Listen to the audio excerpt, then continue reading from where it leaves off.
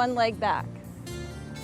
Your heel is off the ground, but you're pressing it towards the ground. If you're not able to extend fully back, drop that knee down, pelvic tilt, and lean back into it, okay? But if you can, take that leg back and extend one arm out in front of you, up, looking up towards your fingertips. Good. And now the other side. Carefully turning in your chair, extend one leg back. Same thing, if you can't get that leg back, you can drop that knee straight down, pelvic tilt, and lean back straight into it. Good. Arm can go up, looking up your fingertips, and down. Good. All right, ankle rolls. Very important to work on.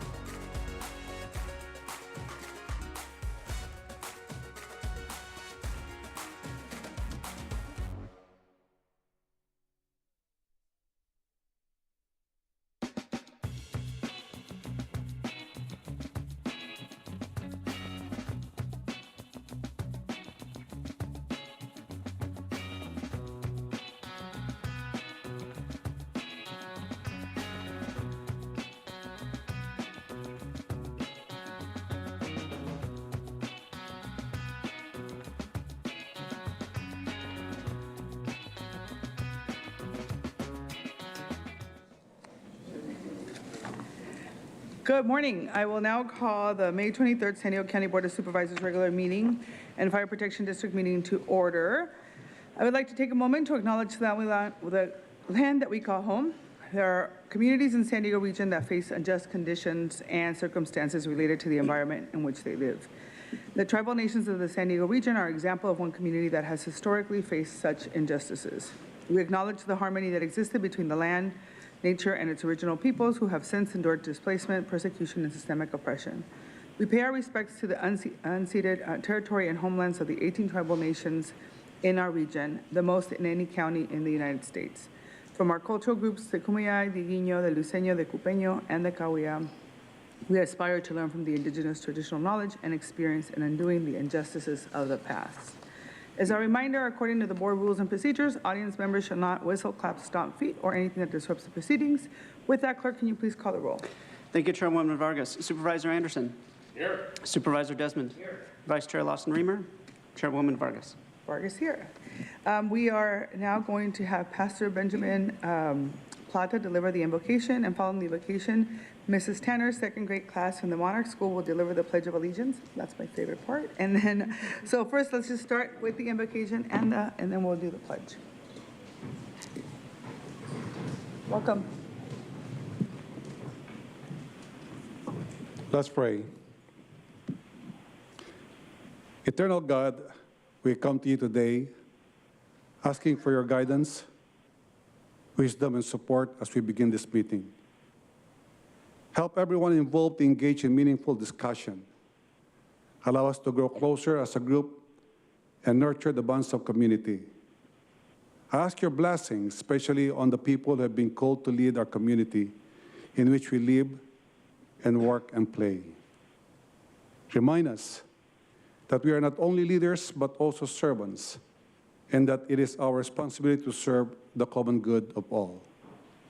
Remind us that no matter that our county is a melting pot of different sexual persuasions, diversified races and beliefs, that these people are our neighbors, our siblings. Throughout the ages, we have called the leaders of the people to respect and protect the least of those among us, our children, the elderly, the poor, those who are hungry, those who have no homes, those who are ill in body, mind, or spirit, the strangers and immigrants in our midst, those who are marginalized, those who are alone, and those who are forgotten. Pour out your grace, Lord God, that they will make wise decisions that will positively affect all those around us. Let us not become weary of doing good, for at the proper time we will reap a harvest if we do not give up. The harvest of restoration, the harvest of unity, and the harvest of prosperity. And continue to remind everyone that what will be voted on, discussed, and done here today, and all that will be accomplished is for the pursuit of truth, for your greater glory, and for the service of our county. Accept the prayers we offer for our nation. In your goodness, watch over those in authority and touch their hearts for service so that people everywhere may enjoy freedoms, security, and peace. So thank you so much, our Lord God. I ask these things in the name of Jesus Christ, our Savior.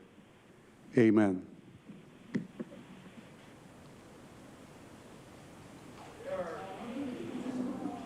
Okay, go ahead. Put your right hand over your heart. Ready, begin. I pledge allegiance to the republic for which it stands, one nation, under God, indivisible, with liberty and justice for all. Thank you. Have a wonderful, wonderful day at school. Thank you. All right, we're now going to go ahead and start with our proclamations. The first proclamation I'll be presenting to honoring Small Business Week, and accepting the proclamation will be Mike Sovakal.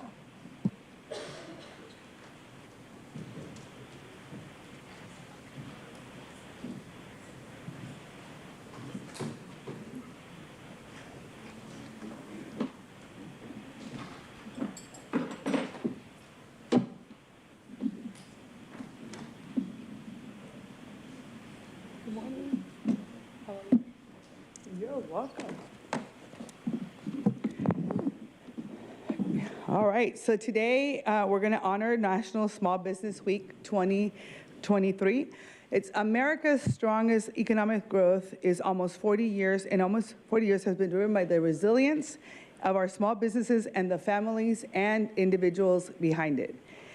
Small businesses remain the heartbeat of our communities and the American economy, employing more than half of our nation workers. A majority, that's about 59%, of all businesses in the county have less than 5 employees, and 75% have fewer than actually 10. When we support small businesses, local jobs are created and local communities preserve their unique culture. This is why the County of San Diego, we allocated $36 million from the ARPA fund to aid small businesses that were impacted by the pandemic. I'm so honored today to be joined by the U.S. Small Business Administration that works day in and day out to help support and guide businesses throughout programming, counseling, certifications, and disaster recovery. SBA programs connect businesses owners to critical resources and assistance, and they have community navigators to give advice to small businesses as well. So whether you own or operate a child care center, a senior living facility, if you run a small coffee shop or any small business, SBA is here to help you succeed. By renewing our commitment to supporting small businesses and entrepreneurs, we maintain our global competitiveness and build stronger and more prosperous region where everyone can succeed. So with that, we proclaim today that the San Diego County Board of Supervisors on this 23rd day of May, we commend the County of San Diego U.S. Small Business Administration for their outstanding service, leadership, and commitment to the citizens of the San Diego County, and do hereby declare the week of April 30th through May 6th to be Small Business Week throughout San Diego County. I'm going to turn it over to Mr. Sobakal, but before I do that, I just want to remind everybody, go spend your money in small businesses. There you go, sir. Thank you so much. Thank you.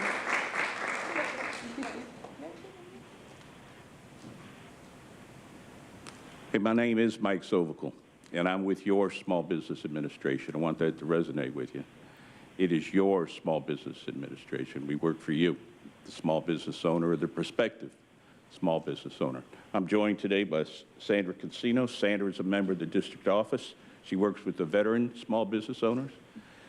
And she also conducts 2 really cool things that she does. She does neighborhood walks, where she goes out and she meets the small businesses in the neighborhood. And then she holds lunchtime chats with prospective small business owners. And she has joined with lunch a small business owner that started up and that was helped by the SBA, and they discuss starting their small business. So she does a lot of good work. And if she can help you, grab her as she tries to scurry out of here. Then Katia Barra. Katia Barra is the director of our Women's Business Center. I couldn't be prouder to tell you that Katia Barra earlier this month was in Washington, D.C. at the White House, where she received the award for the nation's best Women's Business Center. And so she does great work. So every May, the Small Business Administration recognizes Small Business Week. Don't worry, I ain't gonna be long. I got one yellow tag. I used to be able to memorize this stuff, but I can't anymore. And I used to be able to walk real far, and the walk down this morning reminded me I can't do that either. So Small Business Week in May, where we want to recognize small business owners, their energy, their drive, their professionalism, their expertise, and their business acumen. They make a difference in the lives of America. They start business, they invest capital, they purchase goods, they hire employees, they pay taxes. And so here's to the small business owner. We got any small business owners out here in the crowd today? Congratulations, congratulations, congratulations. Here in San Diego, it's the perfect place to start a small business. I was reminded of that just walking down here, how active this city is, how many small businesses that there are, how they interoperate with one another, how we, the public, purchase their goods and services, and that makes it work. In the community here, we've got great government support. I couldn't be more pleased with the county and all that you do, and all the boards of supervisors. Thank you for what you do for small businesses. We have the nation's best resource partner network, the Women's Business Center, the Small Business Development Center, over 100 business counselors, The SCORE network, again, over 100 business counselors. A veteran business outreach center, which here in San Diego is the busiest veteran business outreach center in the nation. Women Business Center, VBOC, SBDC, and the Community Navigator program, where they go out and community navigators go out and they touch those communities that are generally passed over. And so we got a well-rounded team. We got the best team in the country. And I appreciate everything they do. They're joined by a lender community that is collaborative and invested in making small business succeed. And then there's the chambers, the city chambers that make a difference. And so, so you're blessed to live in San Diego. It's the best place to be if you're in small business. Small business in San Diego is big business. And you, the public, make it that way. So once again, thank you. Thank you. And go appreciate Small Business Week by spending some of your dollars at a local small business. Thank you very much.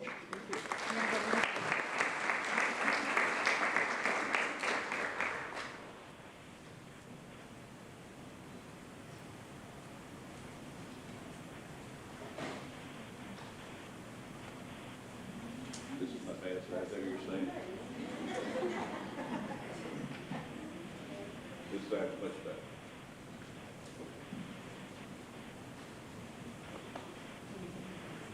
Oh. See, it's good.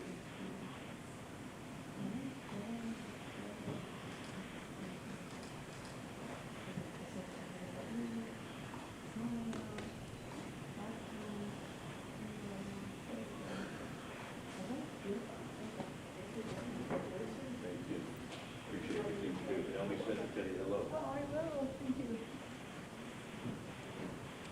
All right. Okay, the next proclamation is going to be given by myself and Vice Chair Tara Lawson-Remer. We are honoring Foster Care Month, and accepting the proclamation will be Annette Badbury.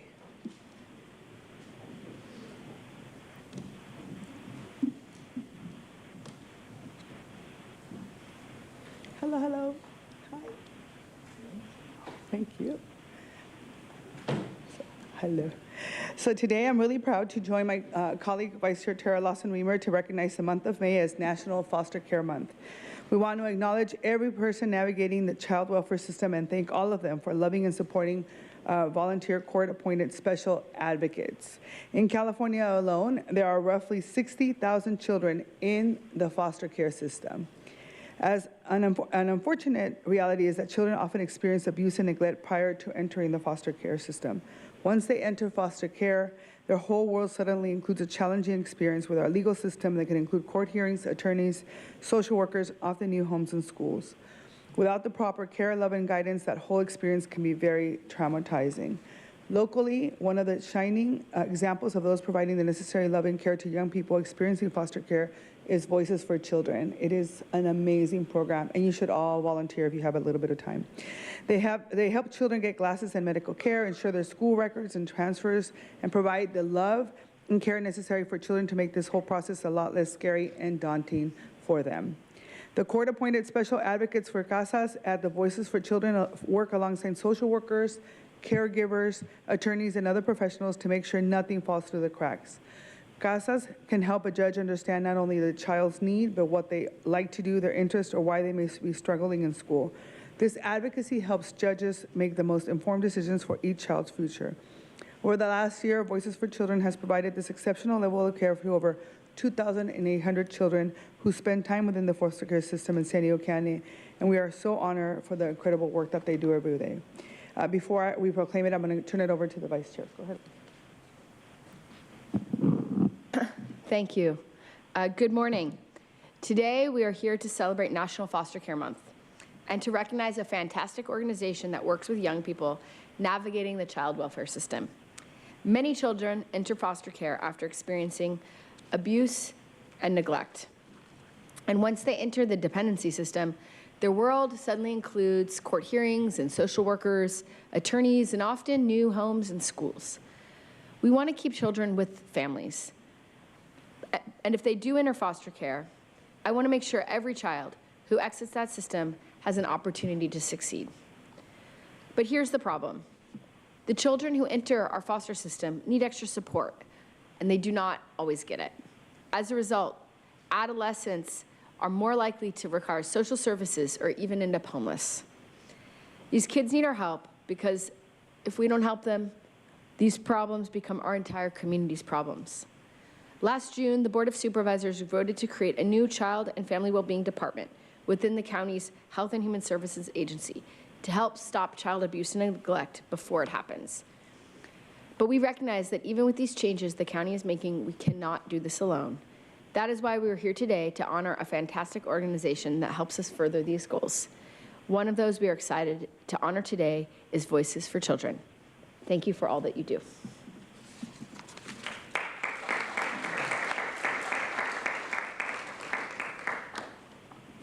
On behalf of the Board of Directors of Voices for Children, our staff, and our CASA volunteers, we want to thank the County Board of Supervisors for this proclamation in support of children in foster care during Foster Care Month. I would especially like to thank Chairwoman Vargas and Supervisor Lawson-Remer for this distinguished award. Thank you. Voices for Children works with more than 1,300 dedicated CASA volunteers each year, and we support approximately 2,600 children in foster care with critical advocacy in court and in the community. Our work is only possible because of the generosity of individuals like yourselves and the many community members who volunteer to serve as a voice for children in foster care. Although you may never meet these children, I can assure you that you have changed their lives forever. Thank you for this tremendous honor and for your support of children in foster care. Thank you. We have to, Vice Chair, we have to do the piece that's really cool. So today, we proclaim by Chairwoman Vargas and the Should we do their picture? well, I'm going to declare the day first. Oh, sorry. Okay, so, and all members of the San Diego County Board on this 23rd day of May, 2023, that they commend the third, oh, I'm sorry, where's? Dear Lord.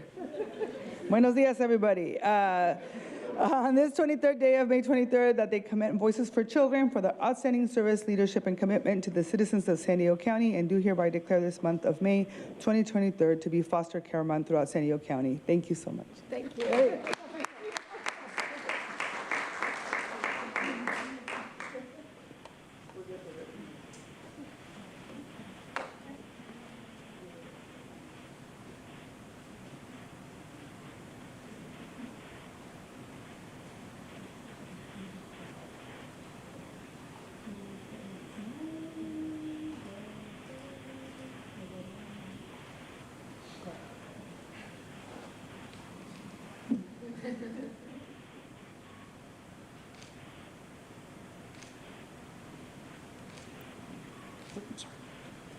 Actually, I'm going to do one more.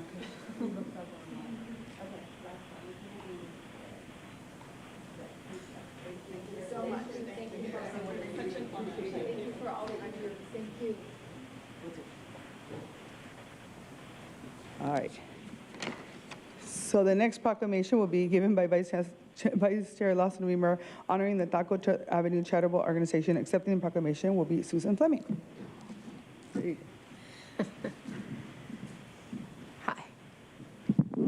Come up, come up.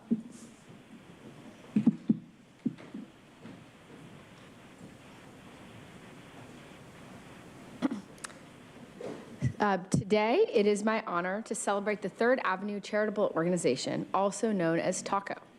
In our region, tacos have long brought people together over common causes, and the Third Avenue Charitable Organization is no different. They have truly embodied this spirit in the work that they do to serve our community. So as we enter yet another month facing rising homelessness throughout our region, it is my honor to uplift and amplify the work TACO is doing to help those experiencing homelessness and poverty in downtown San Diego. We know there are many factors that can lead to individuals becoming homeless, and the interventions needed to help them back on their feet are just as diverse. That's why it is so critical to have neighborhood organizations like TACO filling the gaps and getting people the care and resources they need. In the past 2 years, this board has embarked upon a major push to reorient our approach to homelessness, scaling up services, and making big changes to our social safety net here in San Diego County. But this work takes time, and every single one of us knows that in the meantime, life on the streets of San Diego is hard and dangerous. That's what makes the work of community partners like Taco so critical as we navigate this crisis. So I want to say thank you to Susan Fleming and to all of your incredible volunteers and partners for the work that you do. I also want to use this opportunity to encourage everyone to get involved. Today's proclamation is also a call to action to all of our neighborhoods in and around 3rd Avenue. Join us. And with that, it is my honor, on behalf of Chairwoman Vargas and the entire San Diego County Board of Supervisors, to proclaim this 23rd day of May 2023, 3rd Avenue Charitable Organization Day throughout San Diego County. Thank you. Do you want to say a few words?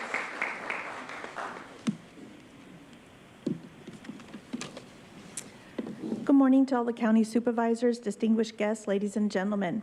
I stand before you today humbled, grateful, and deeply honored to receive this proclamation from the esteemed county chairwoman, Nora Vargas and Tara Lawson-Remer. This recognition is not just a personal achievement, but a testament to the collaborative efforts and unwavering dedication of an incredible team and community. On behalf of everyone involved, I express my sincerest gratitude. First and foremost, I extend my heartfelt appreciation to the county supervisors for this incredible honor. Your recognition is a true validation of our mission and the positive impact we have strived to make in the lives of our fellow unhoused neighbors for the last 28 years. Your support and encouragement are invaluable in our journey to uplift our community. I would also like to express a deep gratitude to the individuals dedicated to the Taco mission, who are a part of this remarkable endeavor. Our Taco team, comprised of passionate volunteers, tireless staff members, selfless community partners, and a caring board of directors, and the countless individuals who have donated their time and skills and resources. You are the backbone of our success.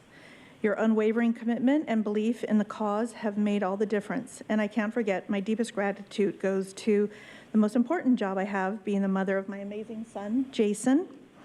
Not just any kind of a mom, but an autism mom, a title I wear with pride and admiration, a title I didn't know I would bestow, but one that I have continued to embrace since day one. I know this line of work takes me away from our time together, but I thank you for your kindness and understanding.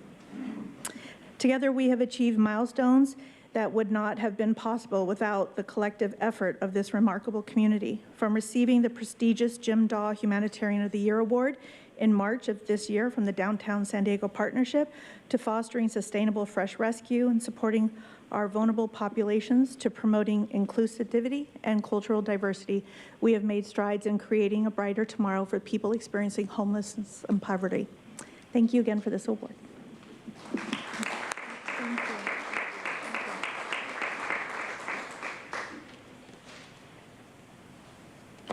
Get our photo.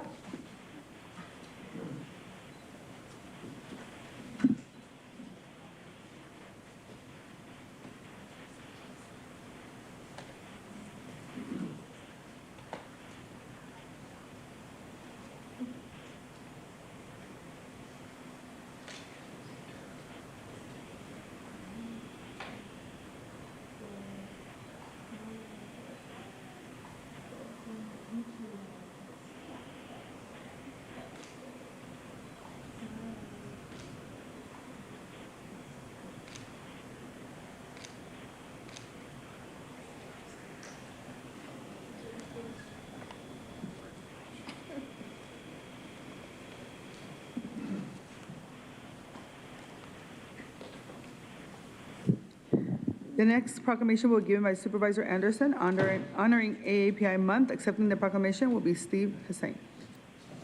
You're welcome.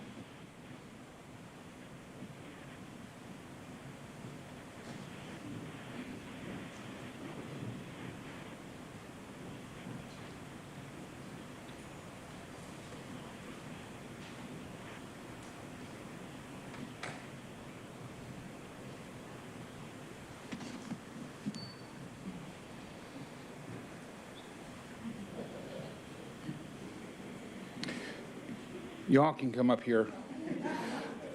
I'm not going to start without you.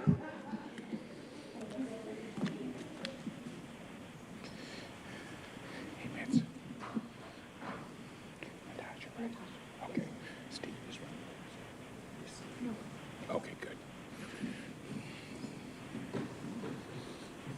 can just kind of swarm all in here.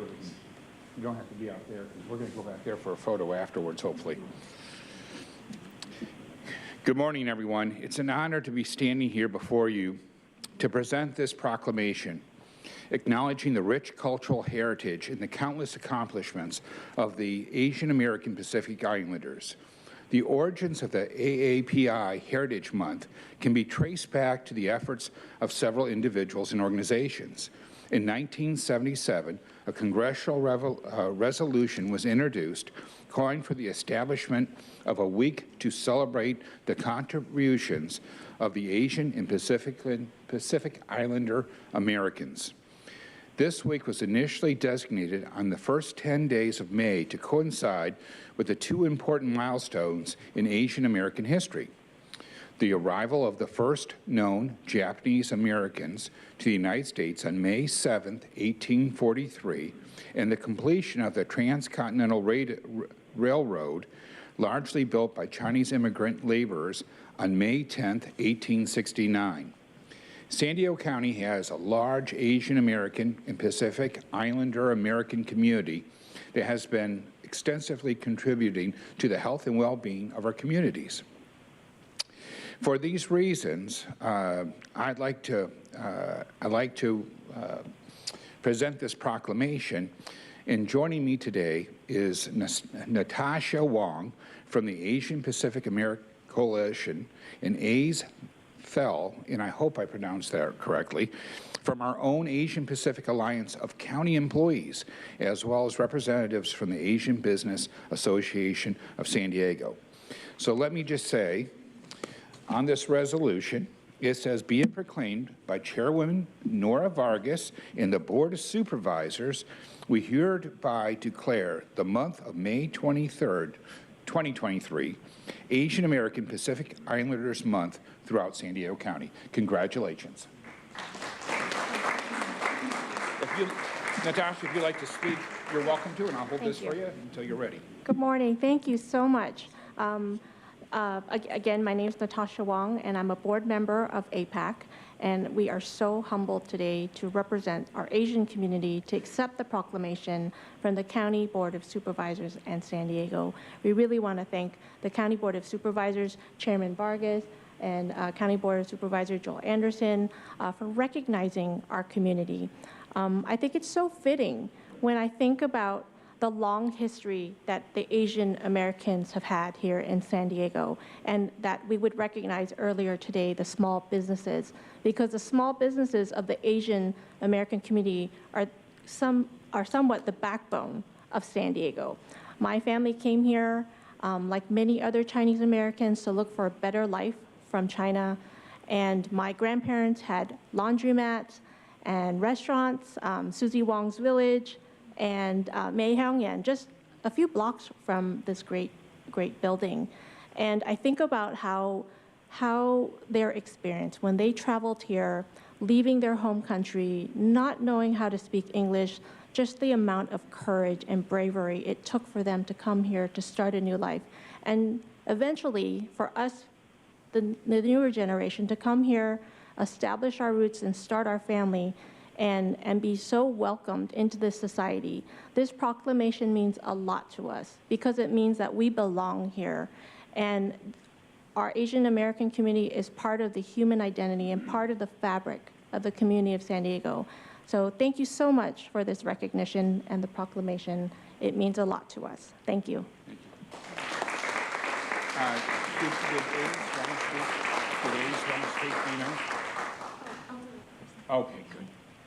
Hi, I'm AZ Tel. I'm the president of the Asian Pacific Alliance of County Employees, or APACE, and just a really quick thank you for this honor. I think it's so important that our community is seen and heard, and I think that this proclamation does just that. And that's it. We really appreciate it. Thank you to the Board of Supervisors, and especially for Supervisor Anderson for putting this together. Thanks. Thank you. Let's head on back here and get a little photo.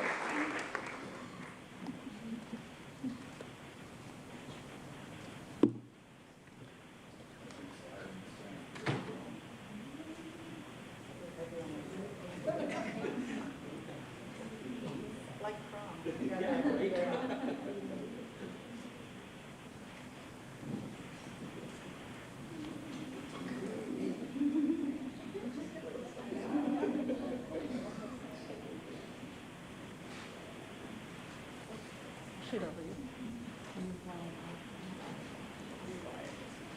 do I need to do?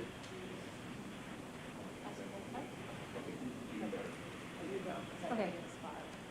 Ready? 1, 2, 3. One more. 1, 2, 3. Let it.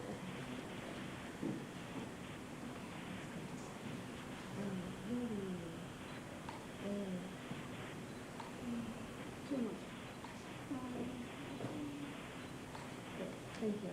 Awesome. Thank you so much. Appreciate it. Thank you for coming. Thank you so much for coming.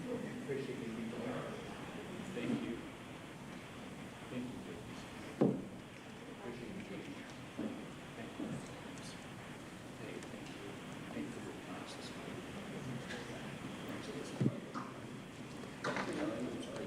Thank you. The next proclamation will be given by Supervisor Anderson and Supervisor Desmond honoring Deborah Rosen. Accepting the proclamation will be Deborah.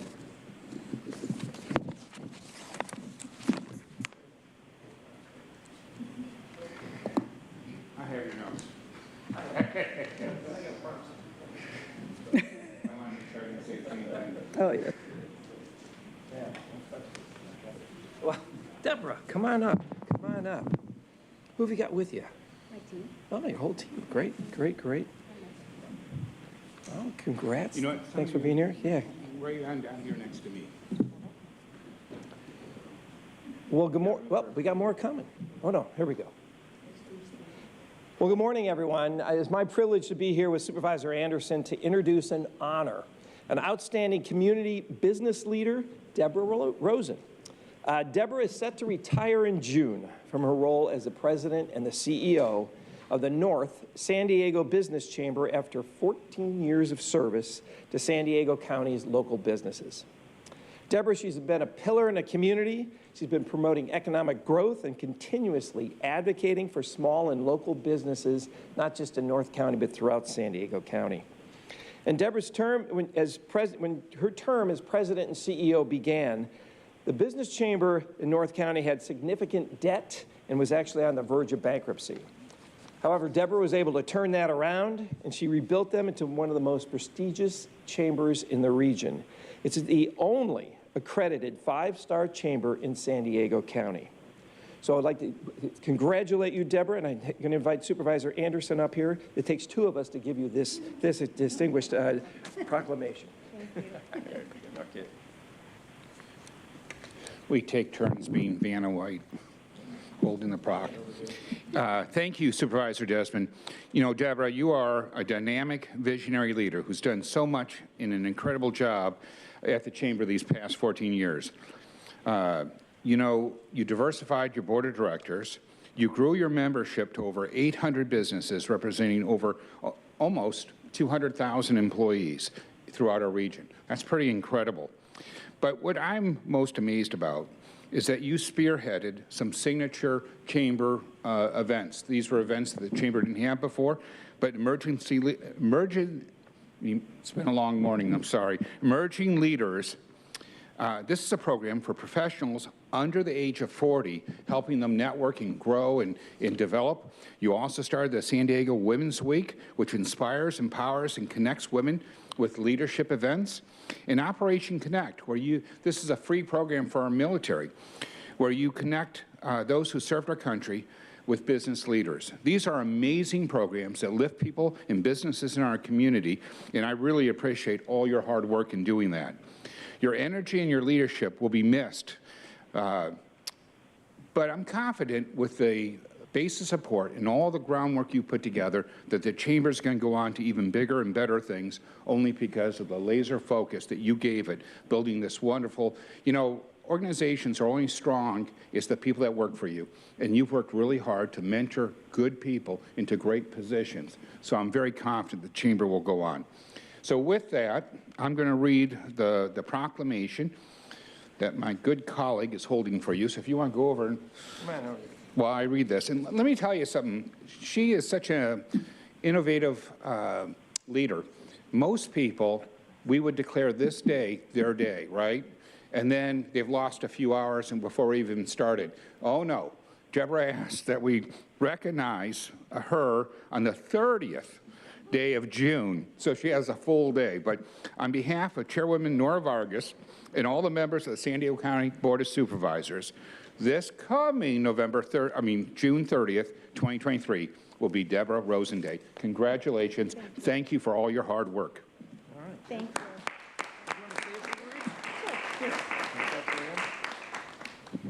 So I don't read all my emails, so I didn't prepare anything. I didn't know I was supposed to do this till about 5 minutes ago, but I do want to say it takes a village, and one person cannot do this alone. And honestly, the County Board of Supervisors was there for us 14 years ago when I started, and the directive was fix it or close it. And we certainly weren't going to close it. And they believed in us and they supported us throughout the years.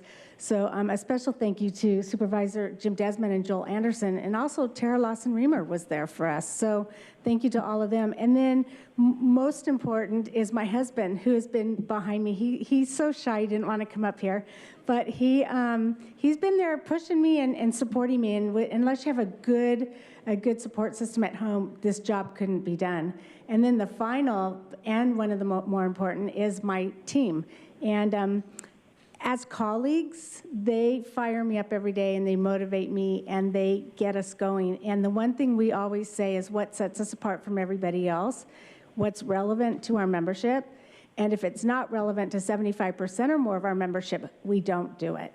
So thank you so much for the proclamation, and thank you to my team. We're missing one. She's in Texas, but we do have the very best team. So thank you. Deborah, what are you going to be doing after this? Go on, tell them. I'm going to blurt it out. So my husband and I, 5 years ago, started our plan for retirement. We bought a catamaran, and we're setting sail, and we're going down to Cabo with the Baja Haha, and then we're going to stay down there for about 7 months and sail the Sea of Cortez. Wow. So. Here, we'll get a picture back in here. Huh? We're going to get a picture back here. Yeah. All right, Helen and Michael Vu, you've been requested to be in here.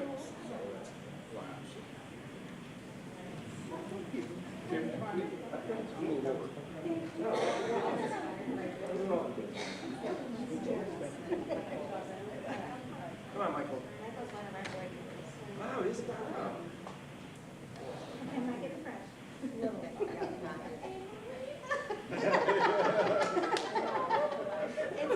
From this side.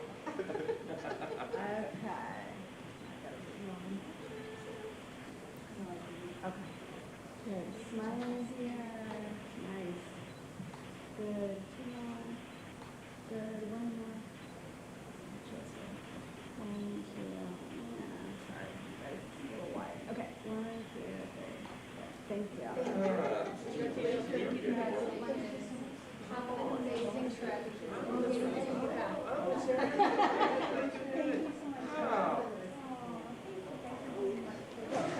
Thank you so much.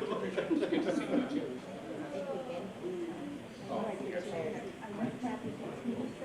Oh, good. Was it a good day? It's a fabulous day. It was a fabulous day.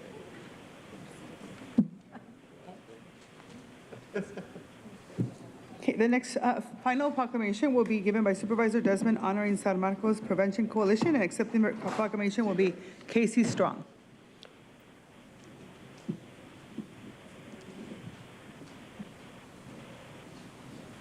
Casey, good to see you. Thanks for being here. Thanks for making the trek. All right. Okay, good morning, everyone. It is my honor to recognize the San Marcos Prevention Coalition, whose motto states, working together for alcohol and drug-free San Marcos youth. Mr. Casey Strang, he's the executive director of the San Marcos Prevention Coalition. I want to thank you for traveling all the way from San Marcos. I came down from Oceanside. The 5 was not friendly, but anyway.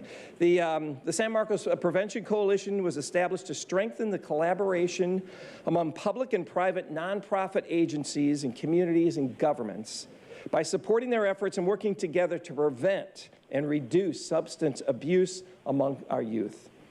Reducing substance abuse over time for youth actually reduces substance abuse among adults.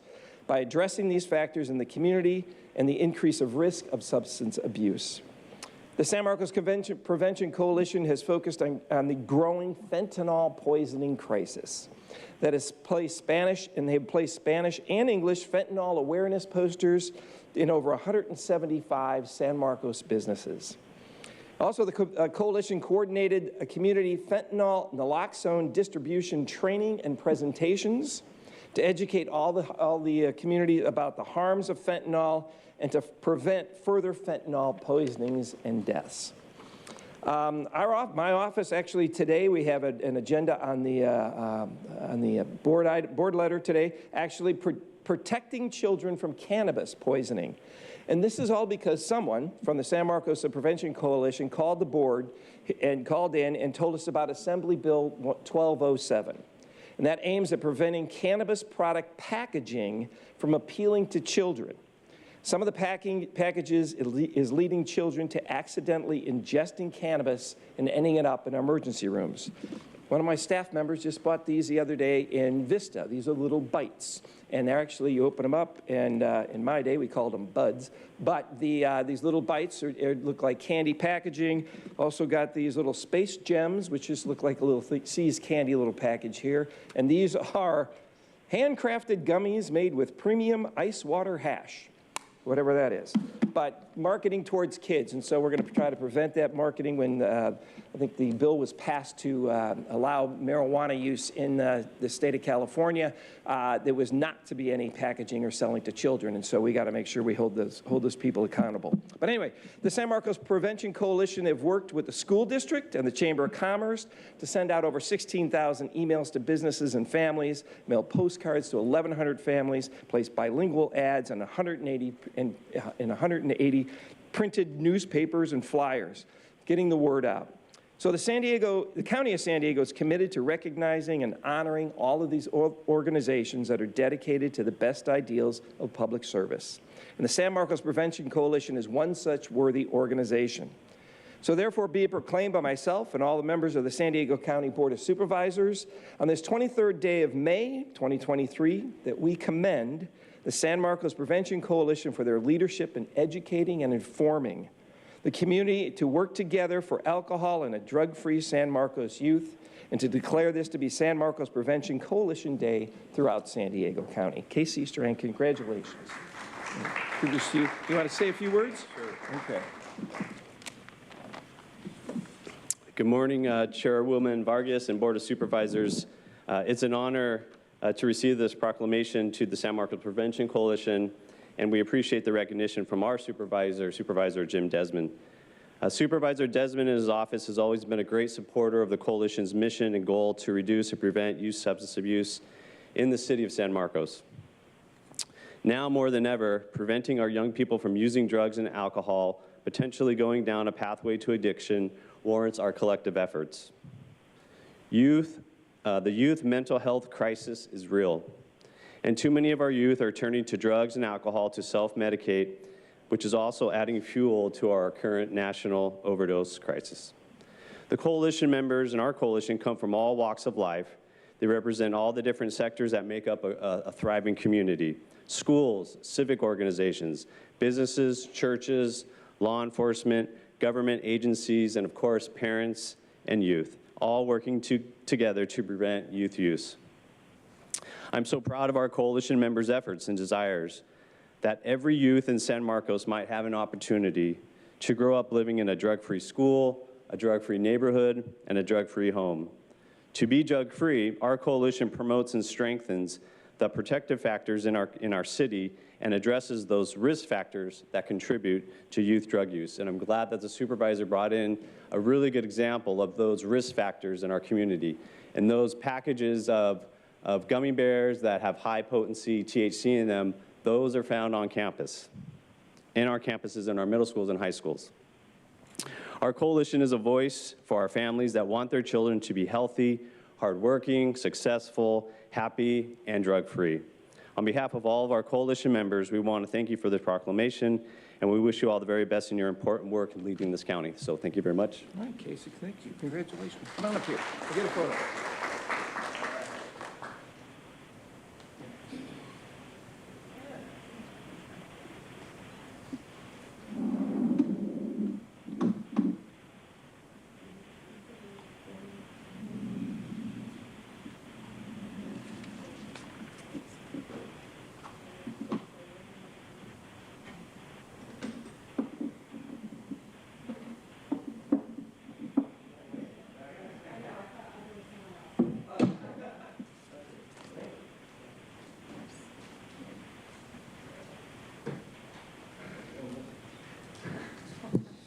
We will now proceed with non-agenda public communications. This is an opportunity for the public to address the board on subject matters with the board's jurisdiction, but not an item on today's agenda. The only action that the board can take is a referral to the Chief Administrative Officer. Just a reminder, according to Rule 4A, members of the public that are non-English speaking and need interpretation assistance will get twice the allotted time for the comments, which is 4 minutes. And to better facilitate the meeting, we will have 5 speakers in person and 5 speakers via phone, and the rest of the non-agenda public communication will be heard at the close of today's meeting. With that, Clerk, can you call the speakers? Thank you, Chairwoman Vargas. We have 15 requests to speak on matters not listed on the agenda, 4 in person and 11 requesting to speak by phone. For those that requested to speak by phone, please dial into the conference line now using the instructions that were provided to you. We'll begin with the in-person speakers. As your name is called, please come forward and stand against the east wall under the murals until it is your turn to speak. You'll have 2 minutes to address the board, and I'll ask you to please state your name for the audio record. I'd like to invite forward Alan C., Bryant Rumbaugh, Mark, and Joanne Fields. If I've called your name, please come forward. All right, good morning, everybody. Brian Rumbaugh still. So, Jim, I wanted to talk to you just about a couple things. It was nice seeing San Marcos back in the, pretty much in the proclamation there. It is important to keep kids away from drugs. I did get a chance to review that tape of the asphalt dumping, and I found it at the San Marcos landfill, one that my dad used to actually take me to as a young boy.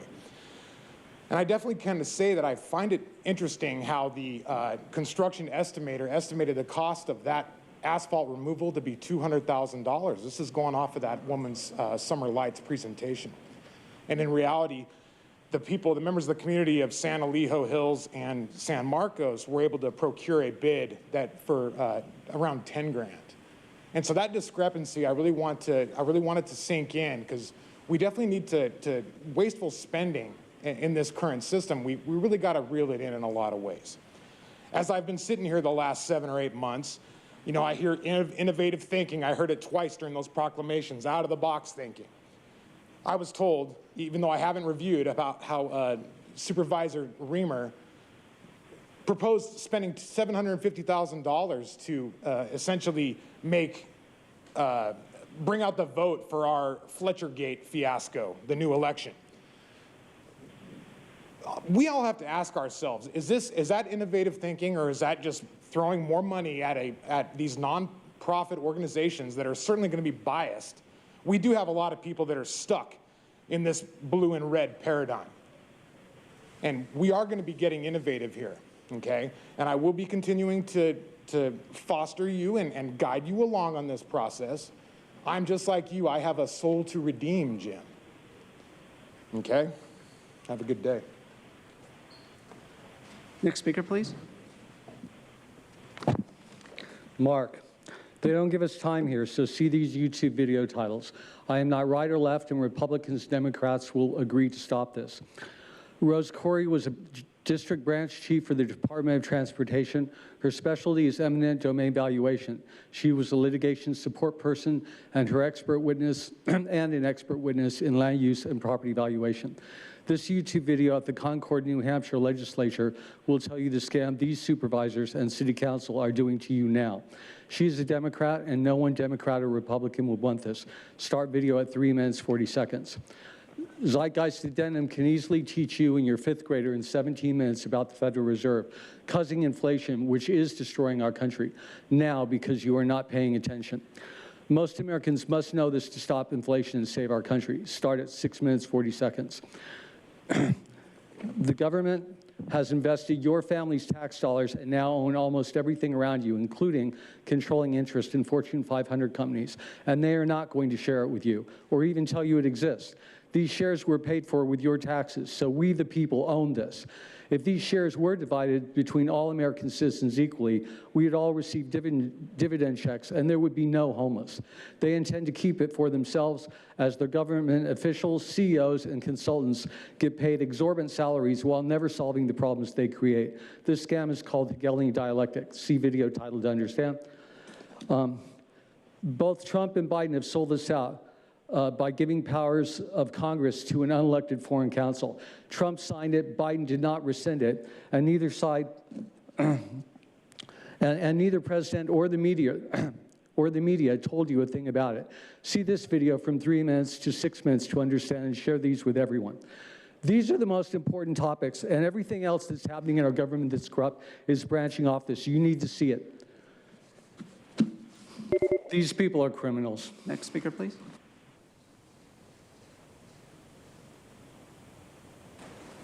Good morning, Island C. I broke my heart this morning when I saw them awards. The reason why I broke my heart, after they got their I Love B-Wall plaques, they left. Where are their voices? The one in particular was the Small Business Association. I repeat, association. What about Sunny Market? I work as a merch. Sunny Market, all these small businesses, 2 years of shutdown. Why didn't you stop the tax? They suffered. Why didn't the Small Business Association fight to stop the tax, pause the tax so they could survive this? I have here a picture, something phenomenal. I wish I would have sent to you. I could send to you later. Chair Vargas, this is down in National City. I attended this. This picture here is of the Lowrider Coalition. 30-year, we got that cruising ban lifted. Why? Because lowrider history in Southern California, especially San Diego, LA, is so important in our history. We had children there, we had kids there. Do you know who else was there that you wasn't there? We had the mayor who got bumped off of Sandat because he tried to stop the road use tax. You know who else was there? Senator Dave Alvarez, he was there. I pulled him aside, I said, Senator, thank you for attending. Thank you for allowing us to get our history back. What are you gonna do about the road use tax? You know what he told me? He said, I thought it was dead. As no, Chair Vargas sits on the Air Pollution Board, San Diego, and you got direct comms to the state CARB to actually stop it or proceed with it without a vote of the people. Dave Alvarez says, I will look into it and I will fight it for the people of California. Will you do the same for the people? As I said before, you have the power to stop this road use tax. Let's talk about some other taxes.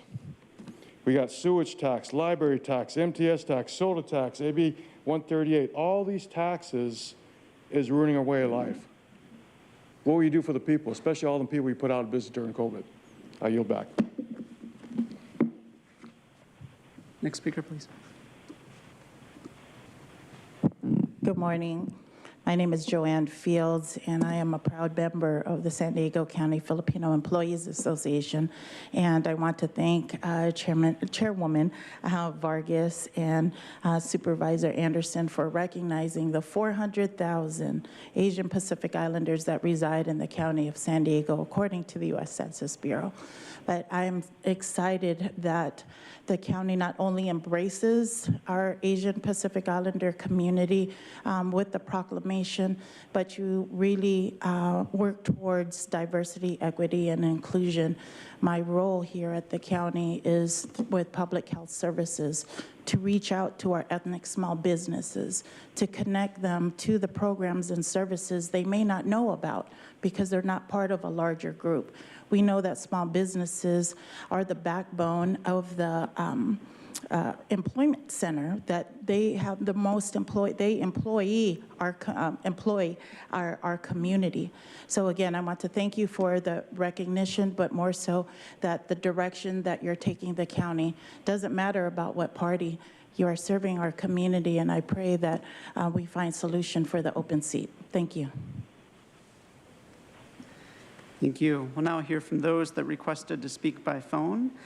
Again, we'll be hearing from the first 5 callers. All the remaining callers will be heard at the conclusion of today's session. When it is your turn to speak, you will be unmuted and you will hear a recording that will tell you to begin your comments after the beep. I'd remind the callers they should mute their TV or live video stream before they begin speaking. We'll start with our first caller.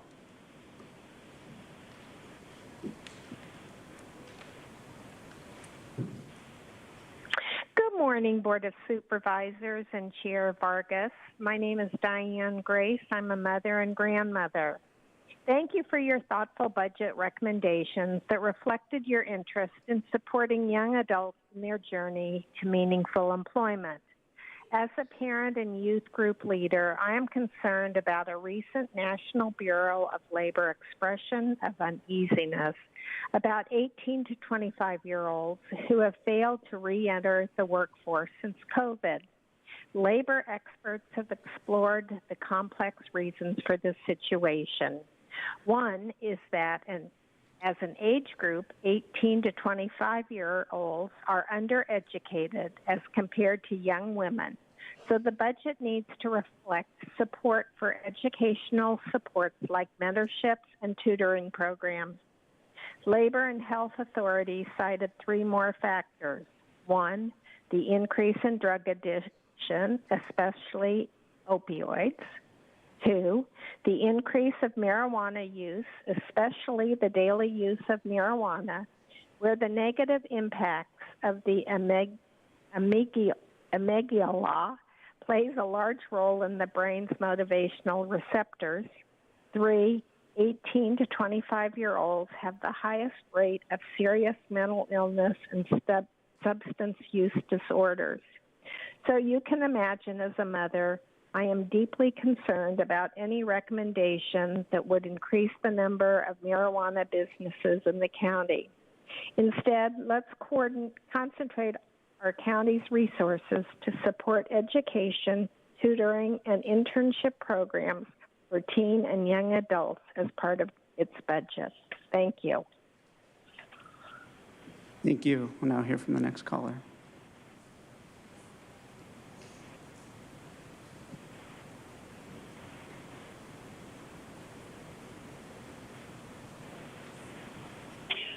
Good morning. My name is Nancy Logan. I'm a community volunteer, and I came this morning to share with you information about marijuana-impaired driving. I coordinate a program at county high schools called Start Smart, where teens and their parents attend a required evening presentation which emphasizes the problems that come with distracted, drunk, and drug-impaired driving. This program prepares teens for the overwhelming responsibility that comes with driving. Promoting teen safe driving is personal to me. My husband was killed by an underage driver 41 years ago who was under the influence of marijuana and alcohol, a deadly combination.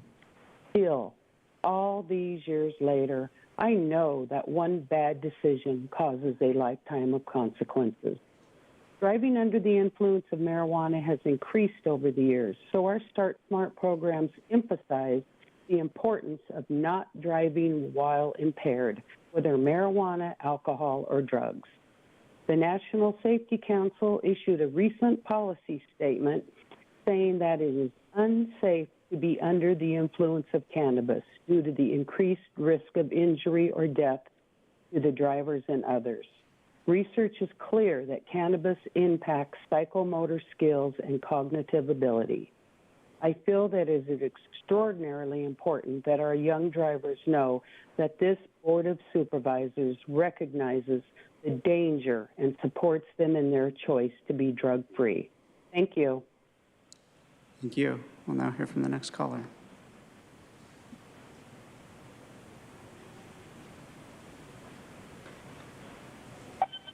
It's Jim, some perspective. This is a message for you.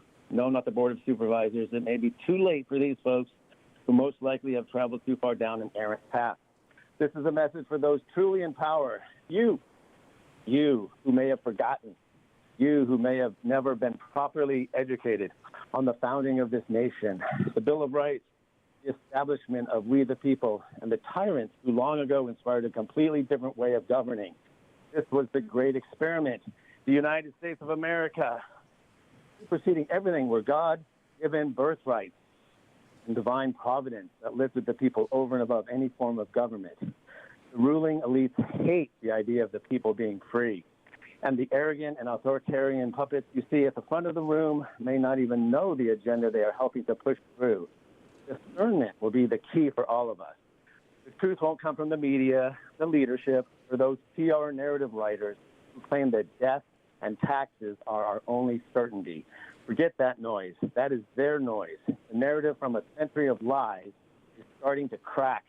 You can tell by how much chaos they are forcing into our faces and our lives. I pass the fear they instill and remember who the authority truly is, you and the one who sent you. Founding fathers were aware that the people would remain sovereign if all politicians and citizens were aligned and committed to a third entity beyond political partnership or other self-interest. That third entity was the foundation of the Constitution, and above that, the Creator who endowed us all with inalienable rights. We were caught napping, but we're waking up. These hard times are our wake-up call. Therefore, this is a message for those truly empowered. You, don't forget it. Remember again, learn anew, and never let go the love of liberty. Thank you. And Chairwoman Vargas, that is the last caller that we have in the queue. Any of the remaining individuals that requested to speak on items not on the agenda will be heard at the conclusion of today's session. Thank you. The next item on our agenda is the approval of the minutes, statements of proceedings for the regular Board of Supervisors meeting of May 2nd, 2023, and the special meeting of May 11th, 2023, and the Fire Protection District meeting of March 14, 2023. Is there a motion to approve the minutes? So moved. Is there a second? Second. Okay, please vote.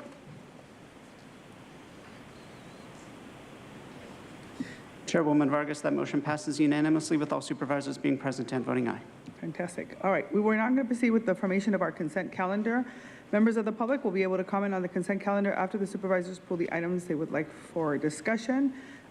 Supervisor Anderson, any items? Nothing at this time. Thank you.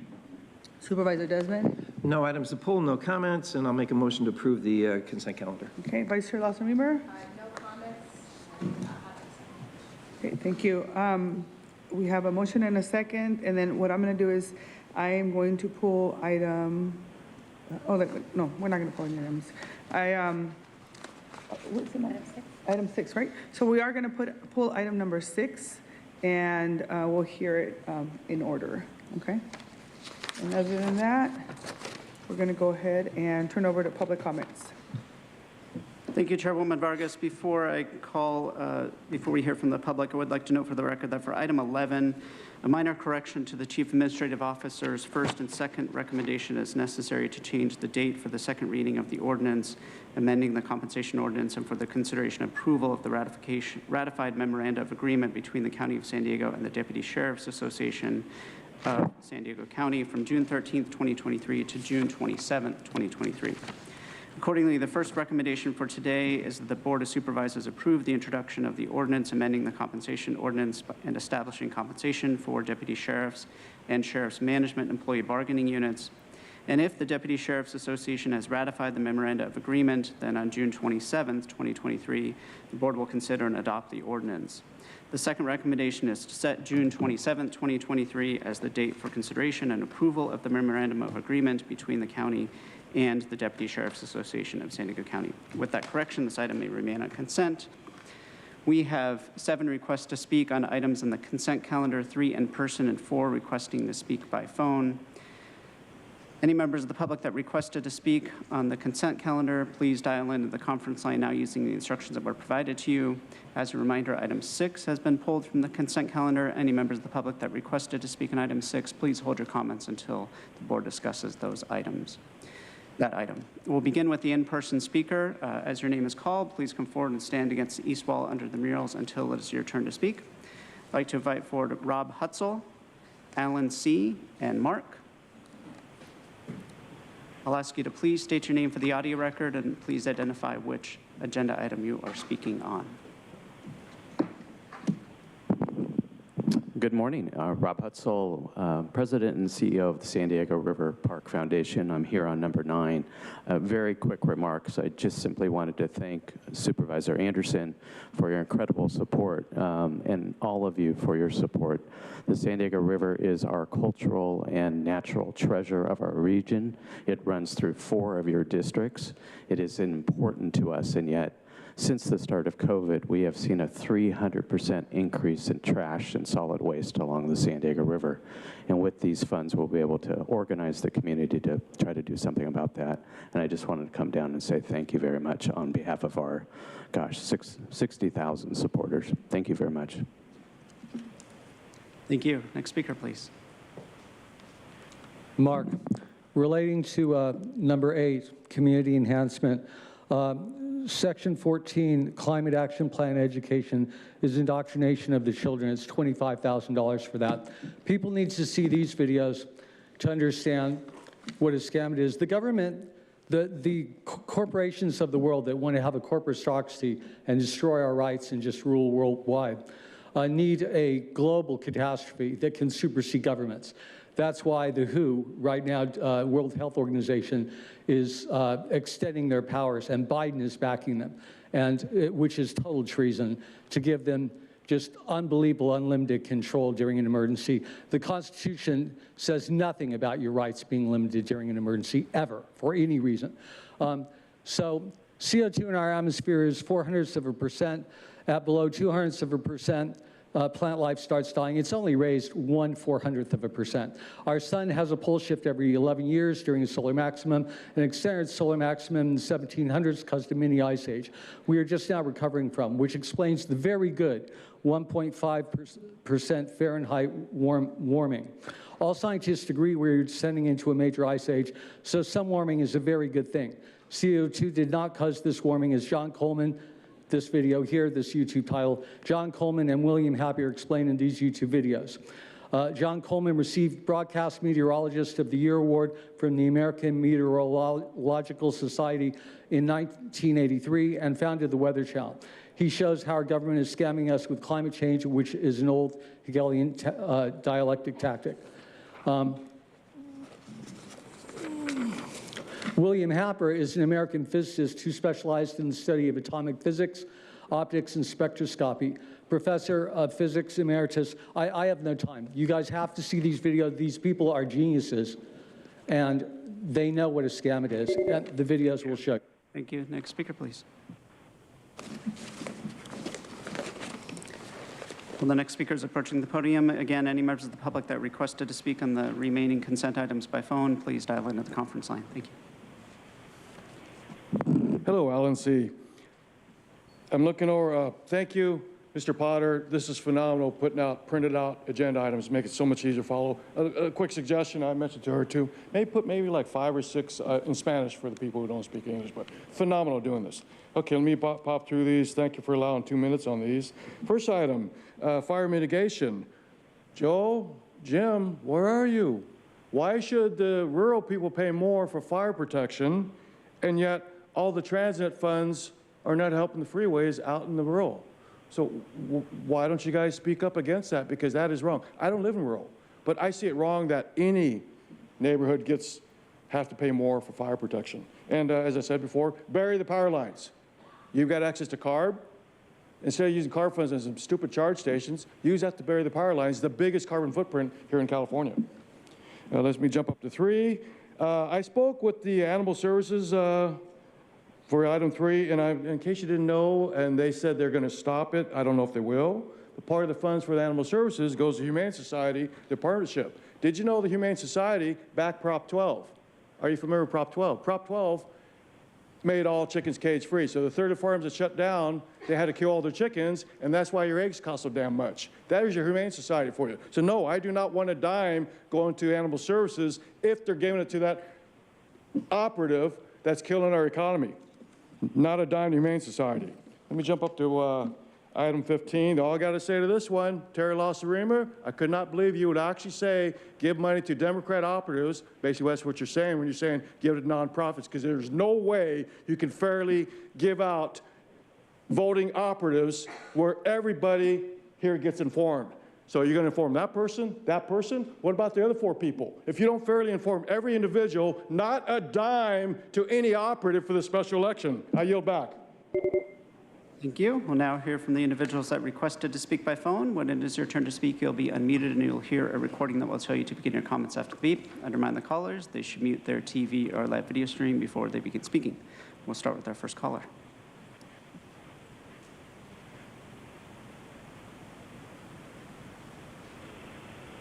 Paul Hinken, HHSA messed up on COVID. So how much do they need to fix it? I see a huge increase for coliform and enterococcus wastewater testing, and a 77% increase for rabies testing. Are we thinking of the victim? Probably lower income, living near a pit bull maybe. But why are we so concerned? Most coliform bacteria are not harmful. A person that has been exposed to certain of these bacteria may have an upset stomach, vomiting, fever, or diarrhea. Enterococci are typically not considered harmful to humans. But HHSA, or the NIH had it in their archives. They knew in 2019, and I've seen articles, years older, that 6 minutes in the sun kills 90% of COVID germs. So why the big push for vaccines? However, it seems to be a good excuse to close beaches. I pity the vendors who make their living from beachgoers. I don't think it is worth upsetting people's lives and people having fun in the sun. That is, the tourists and others who are basically our bread and butter for a few diseases which aren't that serious. If the authorities can wait 3 months to notify the public after TB case. We'll now hear from the next caller.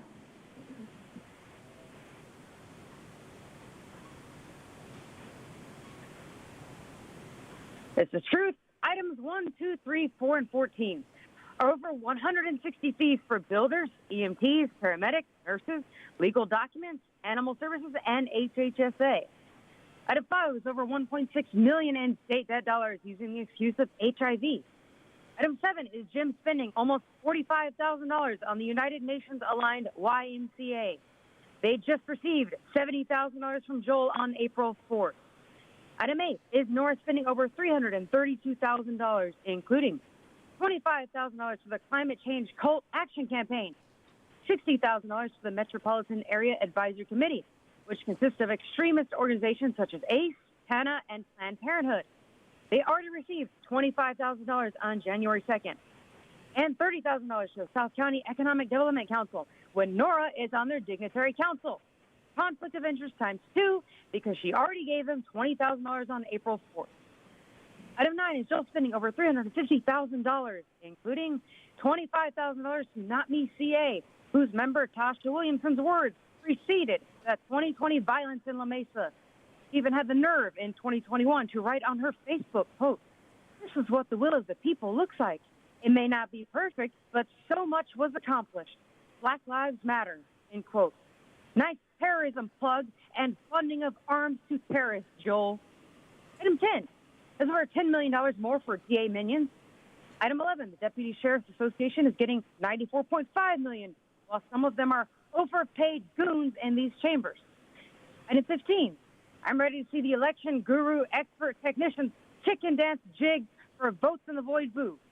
And item 16, no to Karen Lignon to the Community Action Partnership Admin Board, because she works for the National Alliance on Mental Illness, whose sponsors and partners include Bristol Myers Squibb, Pfizer, and Johnson & Johnson. So, horrible choice.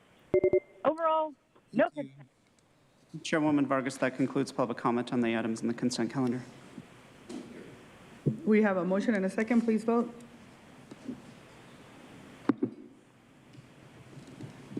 Chairwoman Vargas, that motion passes unanimously with all supervisors being present and voting aye. Okay. We will now, thank you everyone. We will now move to discussion items. We're going to take item 20 and then item 21 and then number 6 and then continue on with the rest of our discussion items. And so with item number 20, it's the final report and recommendations, data-driven approach to protecting public safety, improving and existing rehabilitative treatment and services, and advancing equity through alternatives to incarceration. I'm going to hand over the floor to the county staff for presentation. Good morning, Chairwoman Vargas and members of the board. On October 19th of 2021, your board directed a series of actions intended to enhance public safety, improve and expand rehabilitative services and treatment, and advance equity through alternatives to incarceration for individuals who do not pose a threat to public safety. Today, we're joined by Dr. Cindy Burke of the San Diego Association of Governments, representing the consultant who led the extensive data analysis, community outreach, and best practice research directed by your board. Dr. Berg will present highlights from their fifth and final report and final recommendations in the Alternatives to Incarceration project. The Public Safety Group's Acting Director of Prevention, Diversion, and Reentry, Sarah Gordon, will then present the county's collaborative work plan and recommendations. I'll now turn the presentation over to Dr. Berg. Good morning, Chairwoman Vargas and board members. I'm pleased to be here today to provide you with an overview of our final report for the Alternatives to Incarceration study that began for us approximately 1 year ago. This project had 5 main goals directed by your board: understanding how the jail population changed during the pandemic, what type of justice system contact low-level offenders had when they weren't booked into jail during the pandemic, the service needs, gaps, and barriers for those at risk of justice system contact, what best practice can tell us about what programs should be implemented or expanded locally, and what the cost of alternatives to incarceration could be. We were able to compile data to address all but the cost question effectively.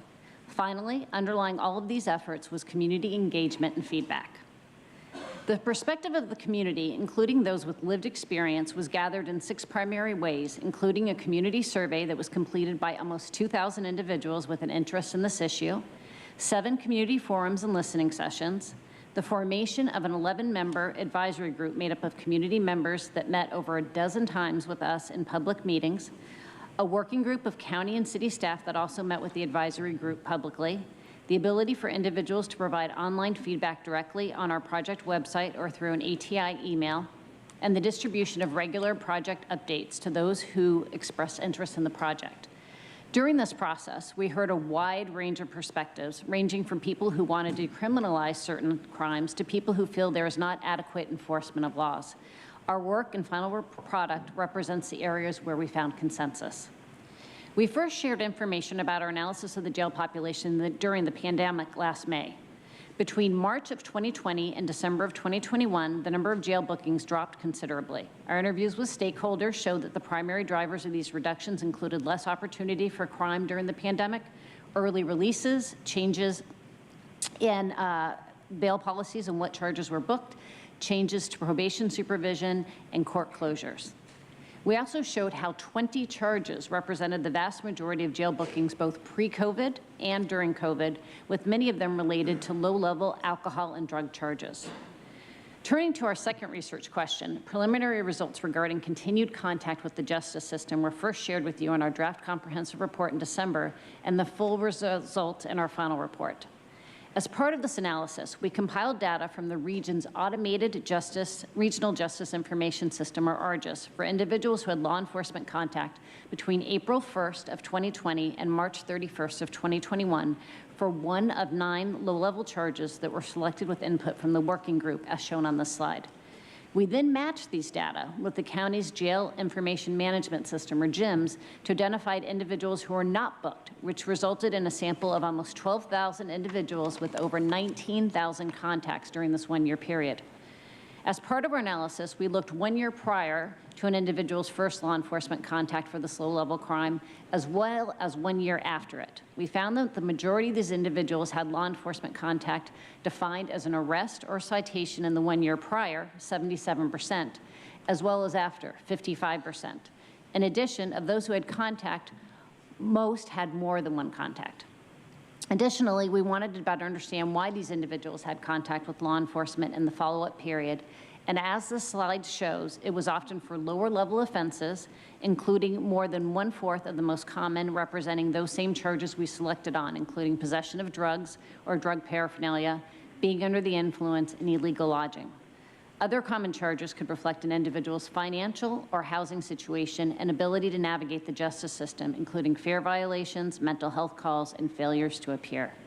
We also found that only about 1 in 10 of these individuals had any contact for a violent offense, and for those with 3 or more contacts, there was no apparent escalation of offenses.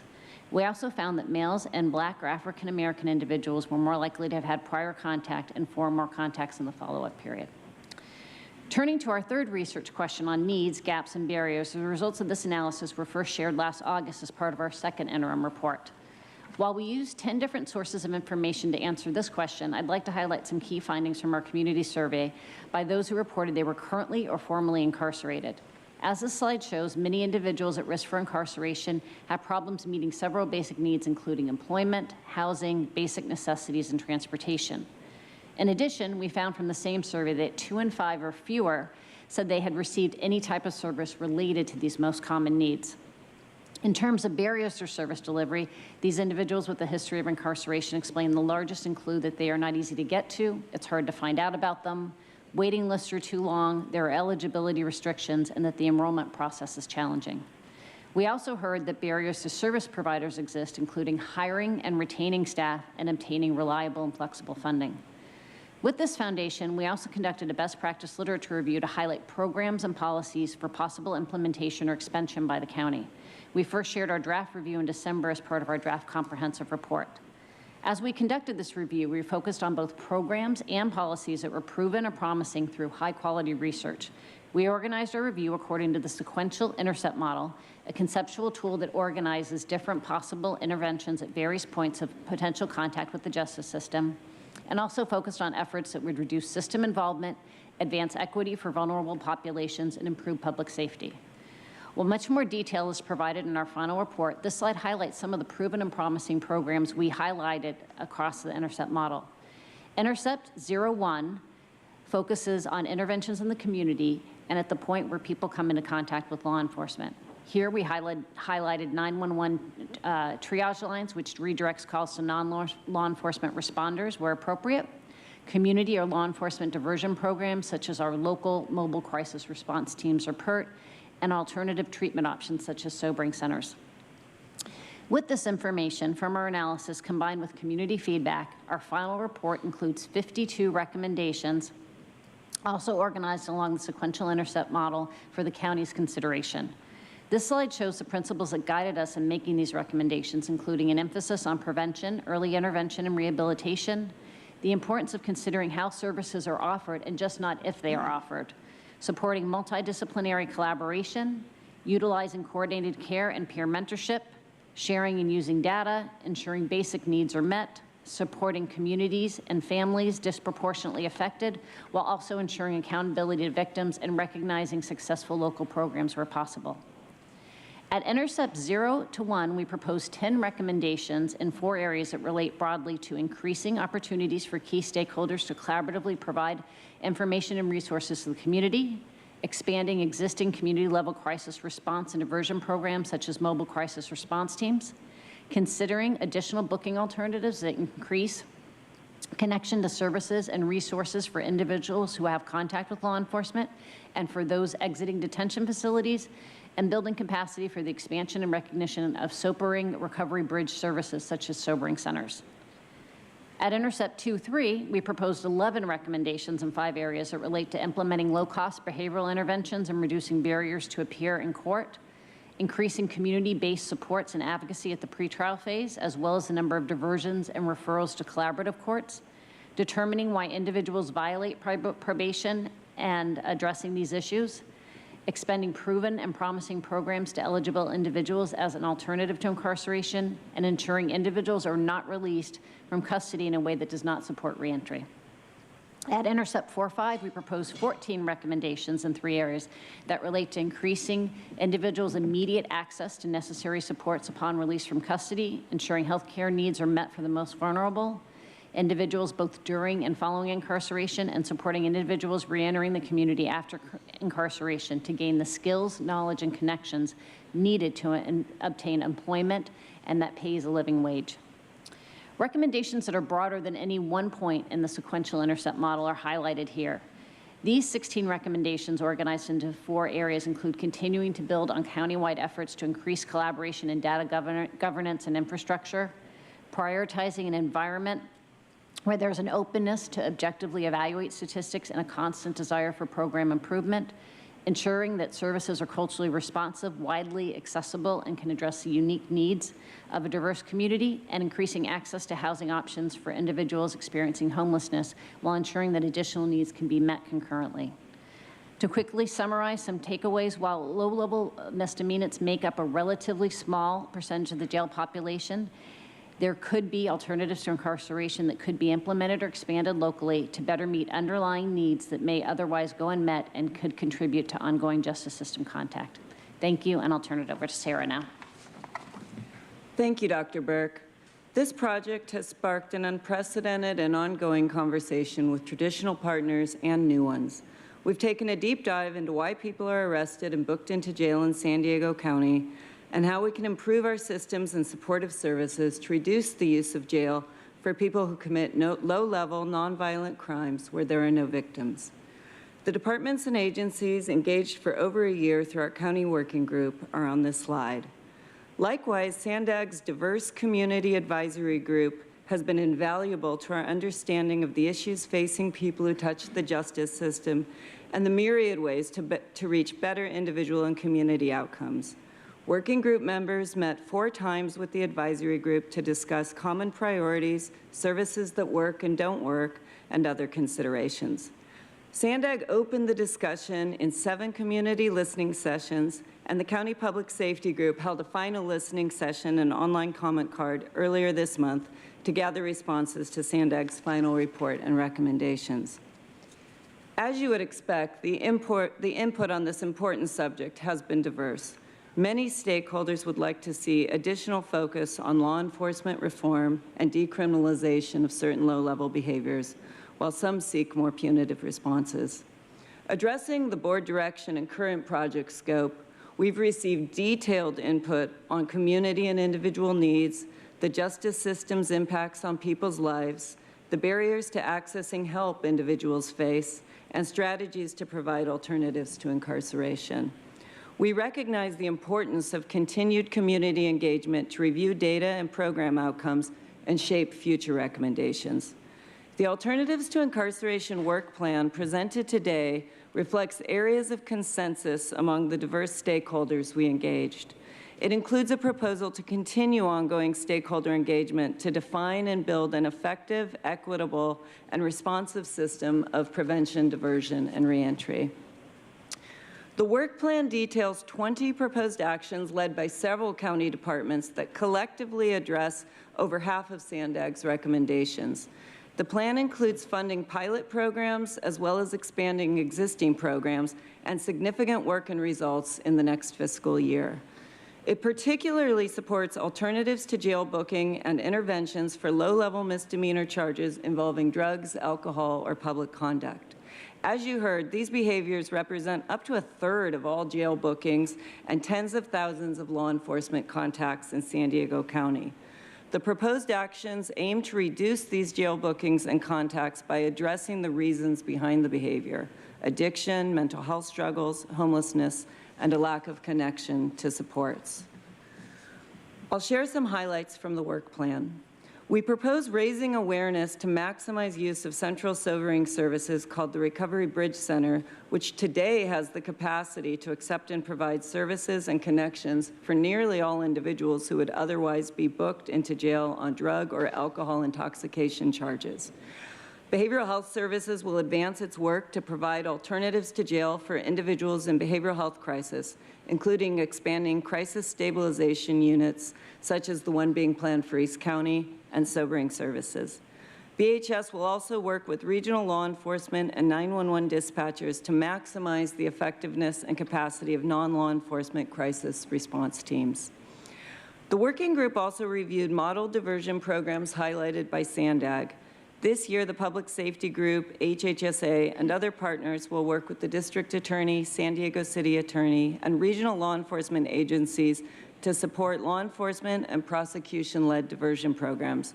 We'll look for opportunities to add new pathways and supportive services as alternatives to jail booking for low-level nonviolent charges.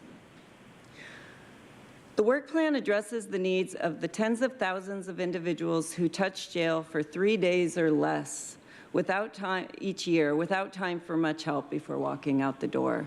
The county will launch a Connection Points program where engagement specialists and peers with lived justice system experience will meet with and effectively engage people leaving jail. The program will establish locations near jails where individuals can find help for immediate basic needs such as food, clothing, and transportation. There, individuals will be offered assessment and connections to ongoing support. The program will support people who cycle quickly in and out of jail on low-level charges, including those released pre-trial with pending matters. The ongoing support will promote successful case resolutions and reduce failures to appear at court. Today's action includes a recommendation that will allow the county to contract for case management, peer support, system navigation, and housing services for these high-needs clients.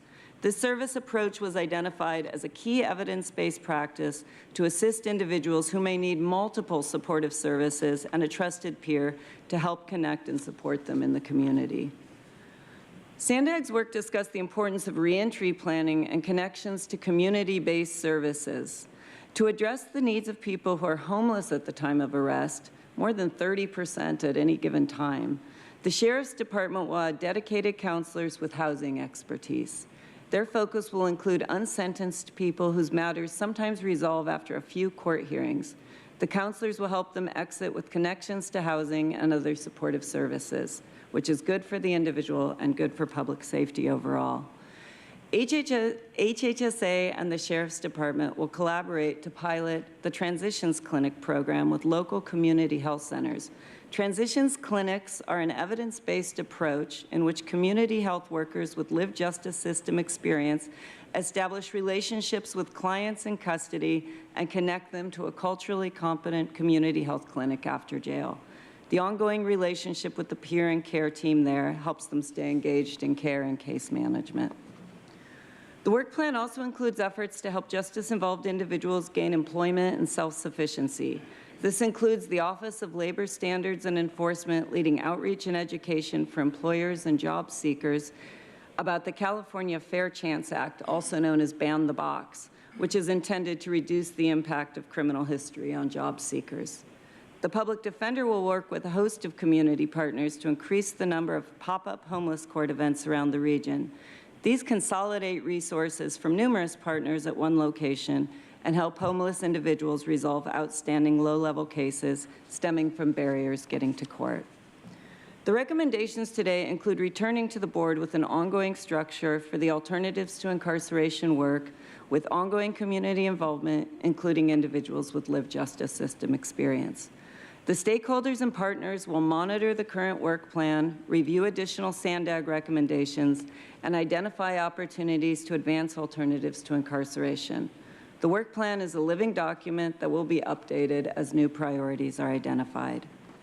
Next steps include establishing an evaluation framework in collaboration with HHSA, the Office of Evaluation, Performance, and Analytics, and the Office of Equity and Racial Justice. This will include metrics for whether alternatives to incarceration are being accessed equitably and whether programs are leading to reductions in arrest and jail bookings and increases in positive health and social outcomes. Such evaluations will involve data sharing and governance, and an update on this effort is next on today's agenda. Services will be based on models proven to reduce justice system involvement and recidivism. Such models include well-trained staff, incentives to motivate participants, clear program rules and appropriate sanctions, assessments and support for individualized needs, and close partnerships with the justice system and community. I'll turn it back over to Holly to conclude. Thank you, Sarah, and thank you to Dr. Burke. Today's recommendations include items that allow contracting authority and grant authorization to help the county support and expand alternatives to incarceration. If directed, we will return to the board early next year with details on the structure and initial assessment of resources and personnel advancing alternatives to incarceration, a proposed evaluation framework for the work plan, and an initial update on work plan actions. Overall, the Alternatives to Incarceration Work Plan represents more than $9.7 million in investments and an unprecedented level of collaboration to connect new populations to supportive programs to keep them out of jail. Alternatives to Incarceration investments add to the county's longstanding focus on evidence-based, community-informed services to support at-risk and justice-involved individuals. The fiscal year 2023-24 operational plan budget includes more than $220 million in total in investments in prevention, diversion, and reentry for youth and adults. This includes a new focus on transitional age youth and the District Attorney's Juvenile Diversion Initiative, and increases in the Public Defender's Fresh Start program to help community members clean up their old criminal records and move on. Additional highlights are in Attachment C in today's agenda item. Chairwoman Vargas, this concludes our presentation, subject to your board's questions. Thank you. Thank you for the presentation and all the information. I'm going to go ahead and turn it over to my colleague, Vice Chair Tara Lawson-Weimer, for a couple of comments, and then I'll turn it over to public comment. Thank you so much. First, I just really want to thank everyone who's done so much work to get us to where we are today. It's a pretty extraordinary effort, including obviously the team in front of us and our researchers at Sandag, but also the sheriff and the DA and probation, our public defenders, our HSSA team, and our grassroots community and justice partners as part of our Alternatives to Incarceration Advisory Group. And it's really been quite an effort, and I think we've done a really wonderful job of getting us to the starting line to begin shifting how we really tackle these systemic challenges in our region, to begin shifting how we engage on mental health and addiction and other problems that we're seeing on our streets. I think, I'm still a researcher at heart and a data-driven and nerd in many ways, so I think it's been very interesting to watch how the data and research has unfolded to allow us to build consensus in some surprising ways and begin to shift the paradigm to more effectively address the root causes of our homelessness crisis and behavioral health crisis without relying on incarceration as our frontline response. Before we jump into the policies, I want to touch on why change is so desperately needed. We're doing this because our current system is expensive, it's failing, it's costing taxpayers billions, and it's not working. For decades, our county jails have been used to paper over a lack of real solutions to many of our biggest challenges like homelessness and addiction and mental health. Jails are for criminals, and not those who are sick and poor. And unfortunately, every year we continue to pour more money into the same failed notion that jail is going to help someone exit homelessness or overcome poverty. I think, again, looking at the report over the last couple years, there's just so much data that's jumped out at me, and I think it's worth uplifting. One statistic I thought was really compelling is that it costs more than twice as much to jail someone with mental health needs than to get them housing and treatment. So it's $81,000 for jail versus $32,000 for home and care. And so you look at these numbers and you can see in a very stark way that appropriate community treatment isn't just morally and ethically right, it's also more effective and more cost efficient. Police are stuck wasting time taking people to jail and filling out hours of paperwork just for the same individual to end up back on the streets the next day. Law enforcement officers should be focused on fighting crime in our neighborhoods.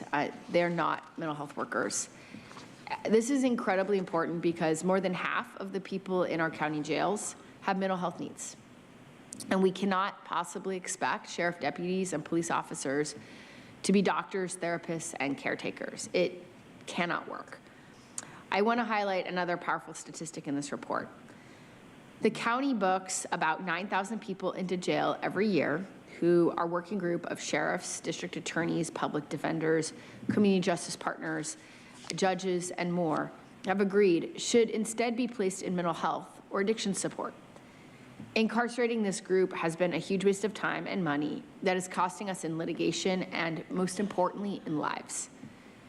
The county has been put on the hook to pay out almost $50 million over the last 5 years, stemming from cases involving in-custody deaths and allegations of lapses in jail medical care. Too many people with mental illness have died in our jails, and this initiative can begin to help change that. Simply put, the Safety Through Services package will begin to help move people off of our streets and into care, treatment, and jobs, instead of into jail where they clog up our criminal justice system without getting the help that they need. There are many actions in this item, but fundamentally it boils down to a first big step towards improving public safety by increasing funding for mental health professionals to respond to nonviolent emergencies while expanding access to counseling and drug treatment for justice-involved individuals. So let's get into what's before us today. This vote begins a long journey to turn around decades of failed policy and make our communities healthier, safer, and stronger. We're going to be investing in existing and successful programs by expanding and scaling up the mobile crisis response teams and crisis alternatives. We'll be scaling up emergency care by expanding crisis stabilization units and co-locating these with sobering services. We're going to be better meeting the immediate needs of people leaving jail by launching a Connection Points pilot program with food, clothing, phones, and transportation. And we're going to do a better job of providing ongoing support through case management, care coordination, and housing to meet the medium-term needs of those exiting detention. We're going to be working on keeping a roof over people's heads with housing options that are easier to attain and providing transportation to ongoing care.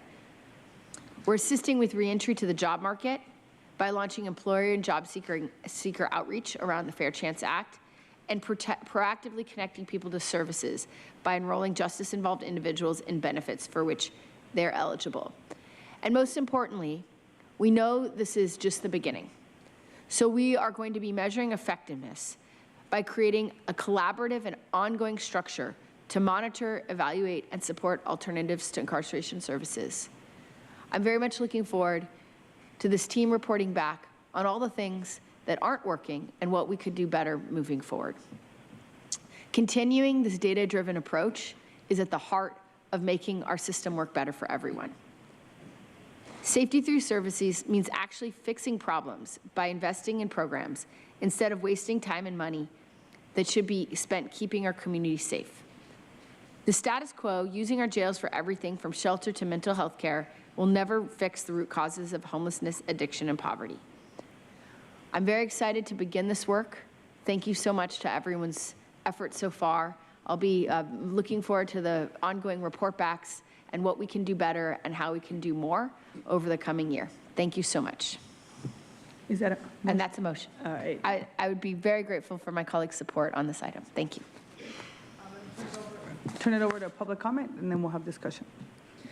Thank you, Chairwoman Vargas. We have 21 requests to speak on item 27 in person, 14 requesting to speak by phone.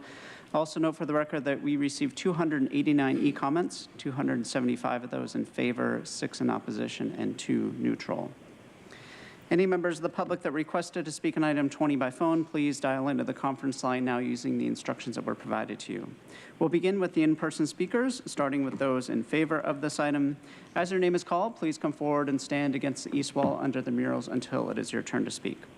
I'd like to invite forward the following individuals: Wentana Tucker, Darwin Fishman, Jerry Hall, Bill Payne, Tom Packard, and Nate Woolman. If I've called your name, please come forward. You'll have 2 minutes to address the board. I'll ask you to please state your name for the audio record. Hi, my name is Wentana Tucker. Chair Vargas, Vice Chair Lawson-Rammer, thank you so much. Board of Supervisors, to my friends at Sandag that we've been working together for 18 months. My name's Wentana Tucker, and I've been on the Alternatives to Incarceration Board for, again, 18 months. It was a heavy lift, and it was a pleasure to work with such a diverse group of stakeholders. It's encouraging that San Diego County is taking steps to address alternatives to incarceration that have been proven to increase public safety through creating a care-first approach in other jurisdictions around the country. The work plan, as it was so eloquently told to us by Sarah, including the initial funding, is a solid first start. While I support the board's approval of this proposal, my hope is that it is cemented in priorities of the budget in subsequent fiscal years.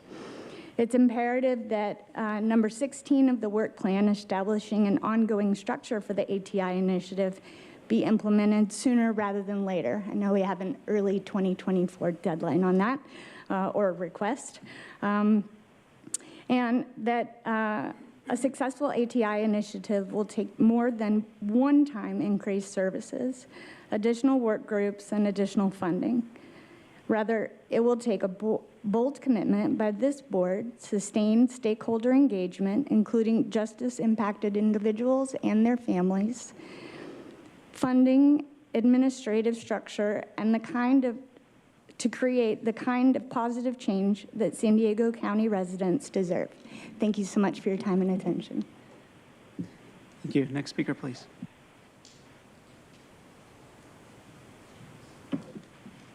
All right. Darwin Fishman, he, him, his, with the Racial Justice Coalition of San Diego, second vice chair of Juvenile Justice Commission, also work as a lecturer in sociology and Africana Studies at San Diego State University, and then also ATI Advisory Board. So I want to first thank Vice Chair Terry Lawson-Raymond for starting us on this path. This is a great report from SANDAG and from Public Safety Group. I want to echo my fellow colleague, ATI Advisory Board, say it's also just a step, and there's a lot more that needs to be done. I want to say, in particular, there was a group of us in the ATI Advisory Board that started working together, and we did produce another report, and I know it's not here today, but I wanted to say, just to speak on part of it, what motivated us. Part of what we put in the report for the intercept model 0 to 6 is fleshing out. So there's actual metrics for how to measure it and evaluate this. A lot of these lofty goals we're worried about that we might be here a year later. And on a basic level, the alternatives to incarceration, we might really not be able to tell if we've reduced the amount of people that are going through the criminal justice system, and need clear benchmarks and a way to evaluate it. In particular, one of the areas I felt was most neglected, based on my experience and my work in this area, is Intercept Model 1, and that's the ask from the police. It doesn't feel like there's anything from law enforcement. Specifically, what other cities and part of the national trend has been, they've been doing things like having police not respond to certain calls and having service providers be the first responders. Also, there's been work for dealing with things like racial profiling for traffic stops. It's also part of state legislation, Branford's bill, and this is trends that San Diego should pick up on and should be central for the ATI work, and that will actually make sure that we're reducing the amount of people that are having interactions with the criminal justice system, and we're directing them towards proper service providers. Thank you. Next speaker, please. Good morning, Chair Vargas and supervisors and my neighbors. My name is Jerry Hall. I'm an advocate for people that are being released from jail and prison as an access ambassador. And I am a person with lived experience in the criminal legal system, and from childhood trauma to criminal legal system to drugs and alcohol to long-term recovery to, over almost 40 years of community service at different levels. I received a life-changing opportunity. We're facing 4 years in prison, or I could go to treatment, and I chose treatment, obviously. And at the time, I was the 10th largest stockholder of my company, and I had $250,000 in shares in it, and I was stealing money so that I could get more drugs, so that I could turn my head off from the stuff I was running from as a kid. But by taking that opportunity, it changed my life, and I've been able to contribute, from picking up trash to the president of my Rotary Club, and here today.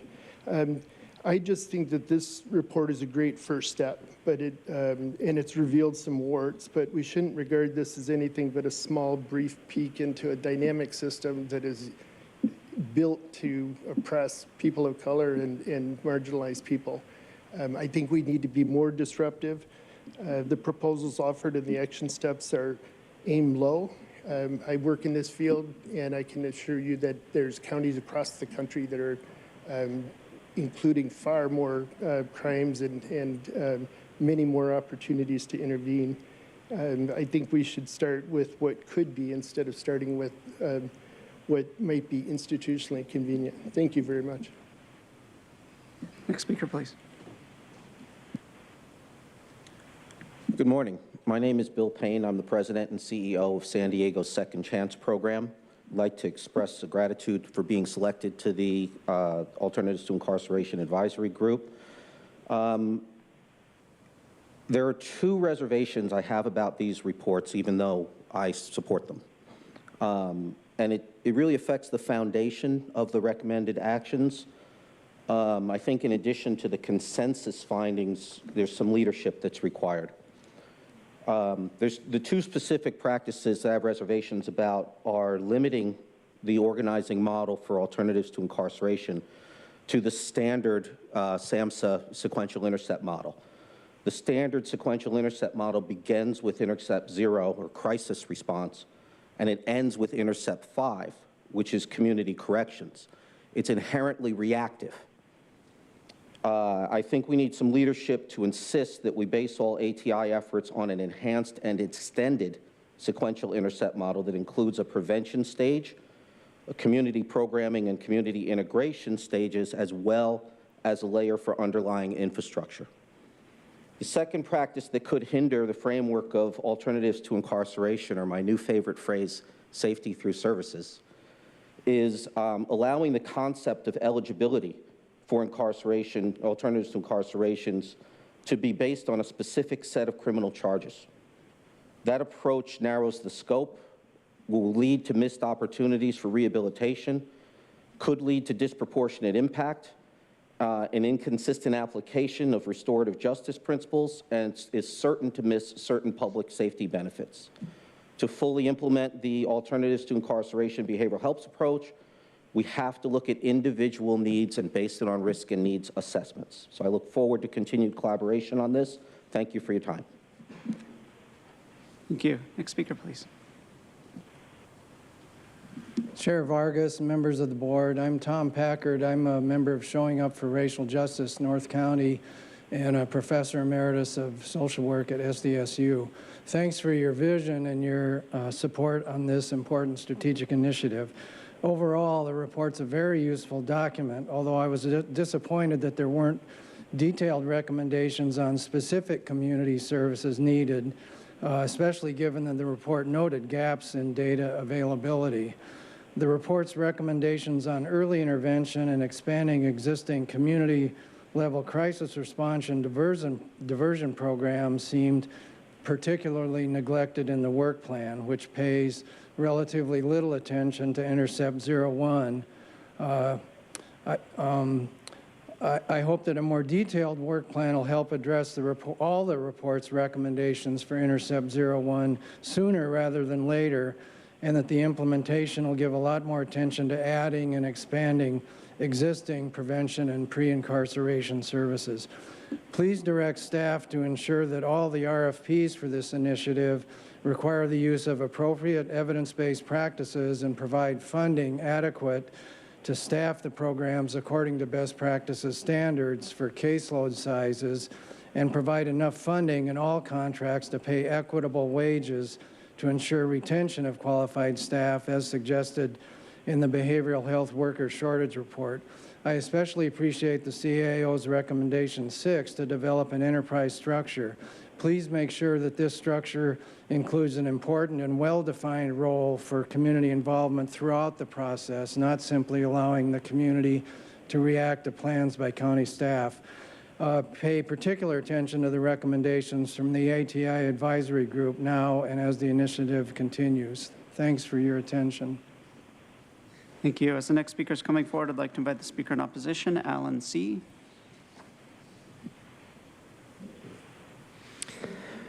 Good morning, Chair Vargas and Supervisors. My name is Nate Wallman. I'm Vice President of SEIU Local 221. We support this effort to create a safe environment by giving people the support that they need. Since we know that crimes are often committed as a result of dire need or unmitigated instability. This item is a good first step towards addressing these causes. Of course, implementation will require ongoing investment, but the benefits promise to be worthy.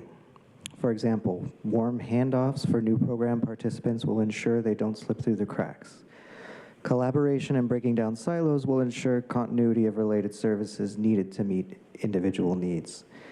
And when delivered through a culturally competent lens, people can have needs met before turning to serious crime. Additionally, jails are not the solution for systemic societal issues such as homelessness and mental illness. Expanding supports for these issues is what will make our communities safer. And with Black and brown communities bearing the brunt of systemic racism in our justice system, we must turn our attention to equity. It is unfair, if inefficient and inhumane, to send people to jail when what they need is mental health or addiction treatment. We urge you to vote yes on this proposal to create an approach towards safety that is data-driven, evidence-based, and more effective through services. Thank you. Thank you. Next speaker, please. Hi, Alan C. When you get a chance, can you pull up slide 21, whoever runs that? But you go to my time. I look here at our officers, and then I see where you're making the job hard when we incarcerate these people, because the jail is what it is. It's to stop crime.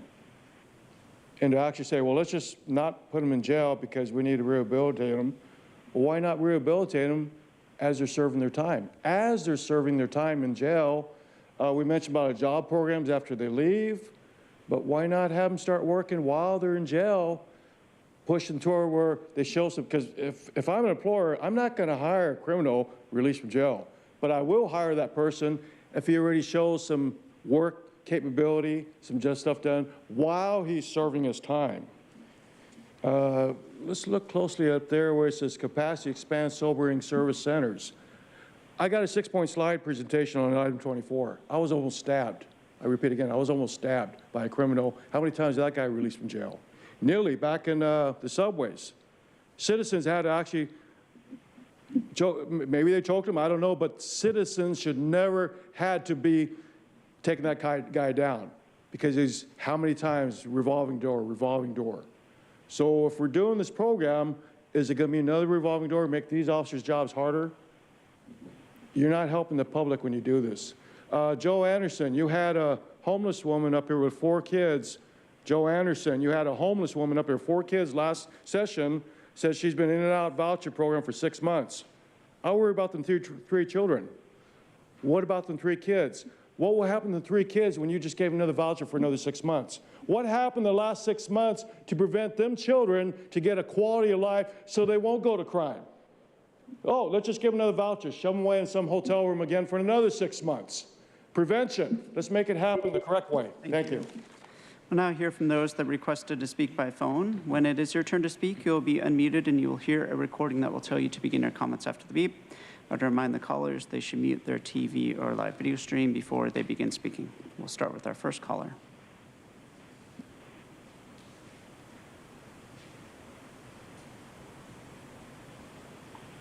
Hi, my name is Zhang Wei. I am representing Team Justice San Diego today. It is a grassroots group of community members who come together to organize and advocate on the issue of criminal justice reform in the state legislation. Through our work, we have seen the damage that was done to the BIPOC community with the approach of punitive law first before rehabilitation in the 90s. This approach has demonstrated our failure as a society to rehab people. The violence against humans often are unseen when the people are getting locked up in the system. Years of their lives are getting thrown away. Personally, this issue affected me and my family. My younger brother went to the prison at the age of 19 in the 90s, despite never held a gun or shoots at somebody. He was found hung at the RJD here in San Diego in 2018. Up to that point, he would never know a credit score, renting an apartment, looking for a job, or even alive dating or having a wife or a family of his own. God didn't create life to get thrown into prison. My brother's life would have been so much more different if the government at the time considered a different approach. The Team Justice San Diego is supporting this agenda item that will focus on program and services as alternative solution to individuals who need it first as a prevention approach. We know that this item today is the first step. We thank Supervisor Tara Lawson-Reamer for bringing this data-driven initiative forward today, and we urge the supervisor to please vote to support this item and save lives. Thank you. Thank you. Now hear from the next caller.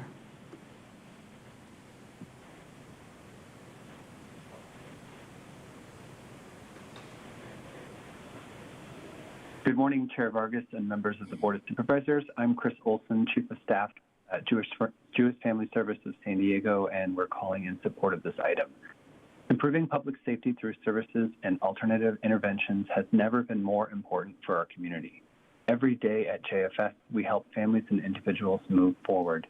While being part of the advisory group to identify new solutions over the past year, we've been impressed by and appreciative of Vice Chair Lawson Reamer's leadership and community engagement in these efforts. The Safety Through Services initiative proposed today will make our region safer. By improving access to mental health care, we can reduce mass incarceration and help our communities thrive.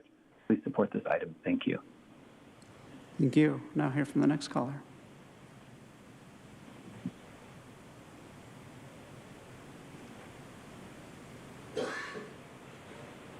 Hi, my name is Greg Angel. I serve as the CEO at Interfaith Community Services. We're one of the largest community-based organizations addressing poverty, homelessness, and inequities in North San Diego County. I also sit on the Homeless Continuum of Care Advisory Board, overseeing and advising on federal and state funds to address homelessness.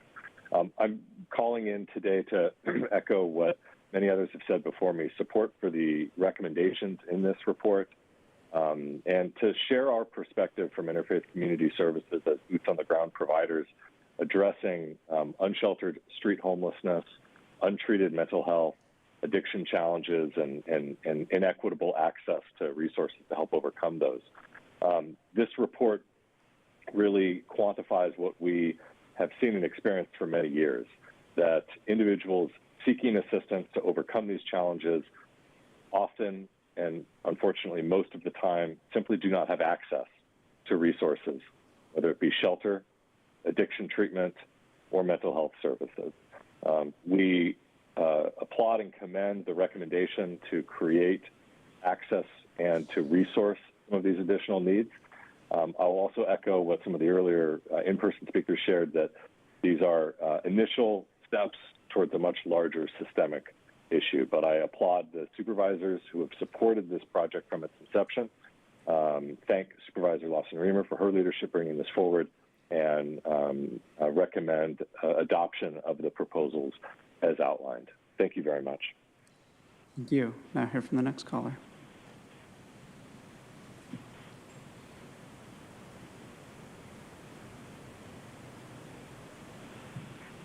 Good morning, Chairwoman Vargas, members of the Board of Supervisors.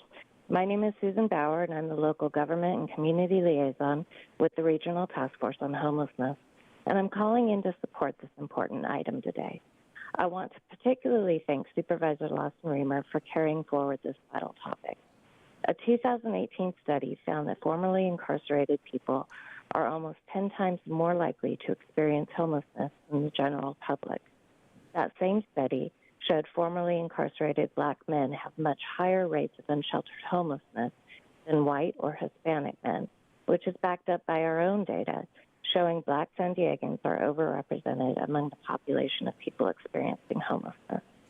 We listened to the members of our ad hoc committee on addressing homelessness among Black San Diegans and formerly incarcerated members of our Continuum of Care board, like Curtis Howard, who provided this perspective. Many pre-release programs from jails or prisons were always canceled, citing quote-unquote security issues. If jails and prisons are having transfers, large intake, or disorders of any type, pre-release is the first to be canceled. They are never operating under the same capacity and care as community programs do. Housing, substance use, mental health programs that are community-based have been the only ones of service in this way. These voices are crucial to informing and improving our system, and we look forward to supporting this item in any way we can. Thank you again for your support. Thank you. Now hear from the next caller.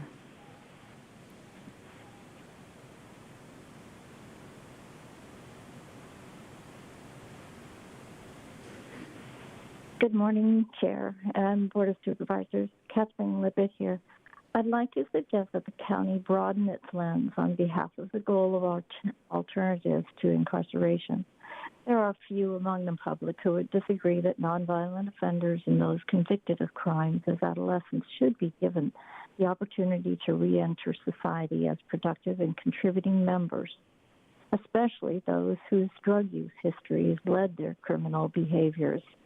No one is under the delusion that the primary purpose of jail or incarceration is to reform prisoners. It is not, it was never created for that. However, it is a wonderful idea, and it would be a goal worthy of attaining. It was and is to protect the public from becoming future victims. There are psychopathic personality disorders for which no amount of mental health intervention will remedy. However, releasing some of these sexually violent offenders who committed offenses against children, and then they're released based on the fact that they haven't assaulted any children when there weren't any around, doesn't make any sense. So please make sure that the criteria you use is protective of the public and their ability to safely protect themselves from criminal offenders. Look further upstream for how to help prevent people from becoming violent offenders and committing violence in the first place. That's the most important thing you can do. Thank you very much for letting me speak. Thank you. Now hear from the next caller.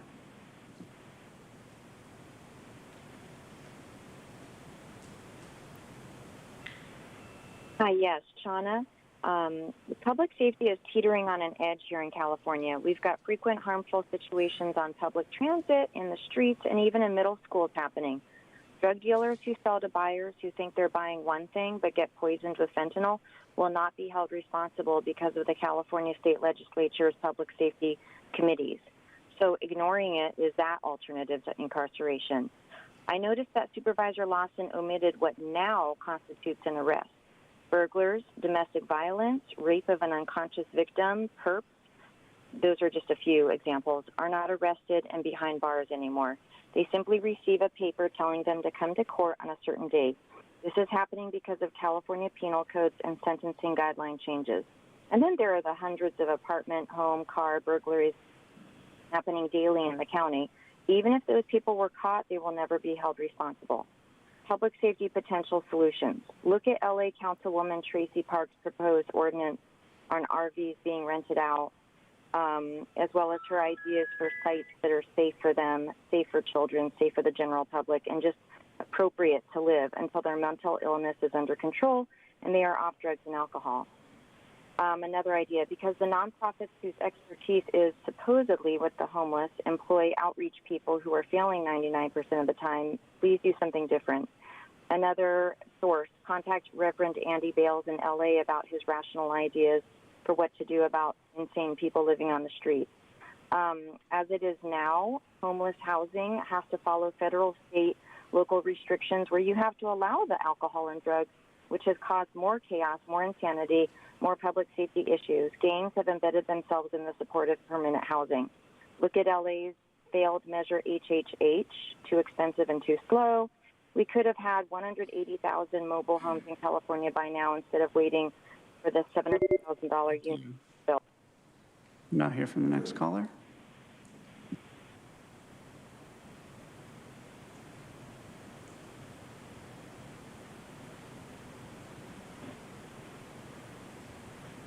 Hi, my name is Sophia Haidari, and I'm calling in with Youth Will. We are a local youth-led advocacy organization. Thank you for this report and the recommendations, and thank you for Supervisor Lawson-Remer, as well as the AAPI Advisory Board for your dedication to this.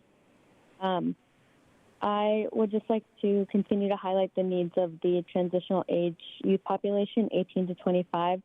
We were pleased to see that this was identified as a special interest population by the Board of Supervisors, and would just like to continue to uplift that the needs of this population, they have unique developmental, social, and emotional needs that differ from the needs of older adults, and it's important that these are taken into account. Glad to hear that the JDI program is expanding to include this population, and with that, have a few recommendations around continuing to provide wraparound services, as well as having trauma-informed youth-adult trainings that are designed by system-impacted youth with support from adult allies. Including these additional details will ensure that the unique needs of transitional age youth are considered within this framework. Systems have historically failed to take these into account due to the binary nature of the justice system, and this is a chance for us to address those needs. Thank you. Thank you. Now hear from the next caller.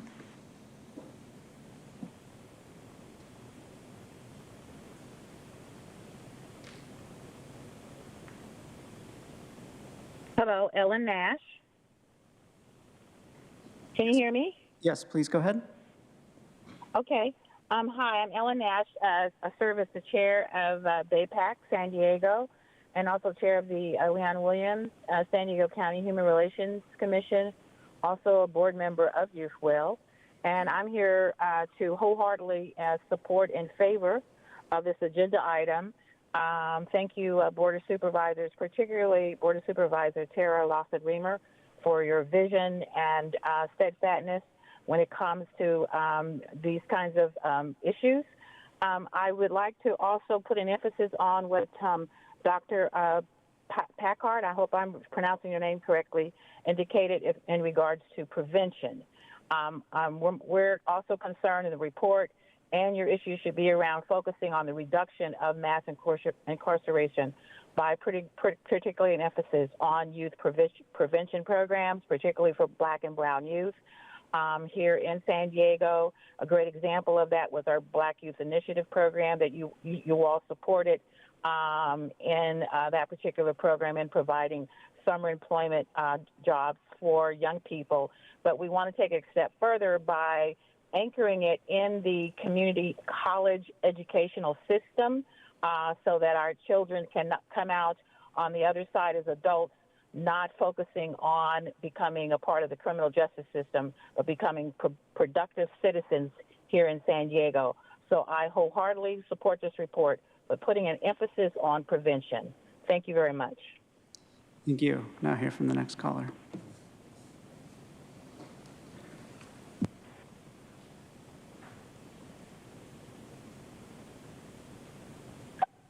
Truth. Tara, we have something in common. We're both researchers. Who does a better job, though? Let's talk about the reason for this item. The fraudulent emergency declaration known as COVID. The day there's a real emergency. Yeah, the next time that we have an actual emergency, people are just going to tune us out. Good thing I tune out lies. But that pandemic of lies was used as an excuse for anything and everything, including for the county's alternatives to incarceration initiatives. Their lockdowns stopped people from being booked into jail like they deserved. And now they're never going to serve any time for their crimes. This item literally says preventing people from entering custody. Data-driven deception to shut down public safety, deny and deflate rehabilitative treatment and services, and advance racist equity through alternatives to incarceration. And who conducted these skewed data-driven deception numbers? Sandag, of course, where Nora also works. I call conflict of interest and corrupt business as usual. Even on February 28th, we heard how Sandag found that, quote, more than 1/4 of criminals in the justice system had 6 or more contacts with the justice system. Over half also had contact in the 1 year after that instant offense, end quote. Let the prisoners go so they can reoffend and only learn the lesson of how stupid a decision that was when your own family is personally affected. I just heard from a news report a few days ago where criminogenic Kelly Martinez said that 1/3 of everyone locked up in jail is on drugs prescribed by the white coats of the behavioral health beast, even though 2/3 of the jail inmates have drug addictions. They're giving drugs to drug users. And this is going to extend that sick eugenics-era false care with incentives, and will add tracking of people to it with new data sharing for $9.7 million. And none of you supervisors read this item's 196-page attachment A with 52 recommendations. You just enjoyed the warm handoff. Isn't that fun? Now hear from the final caller.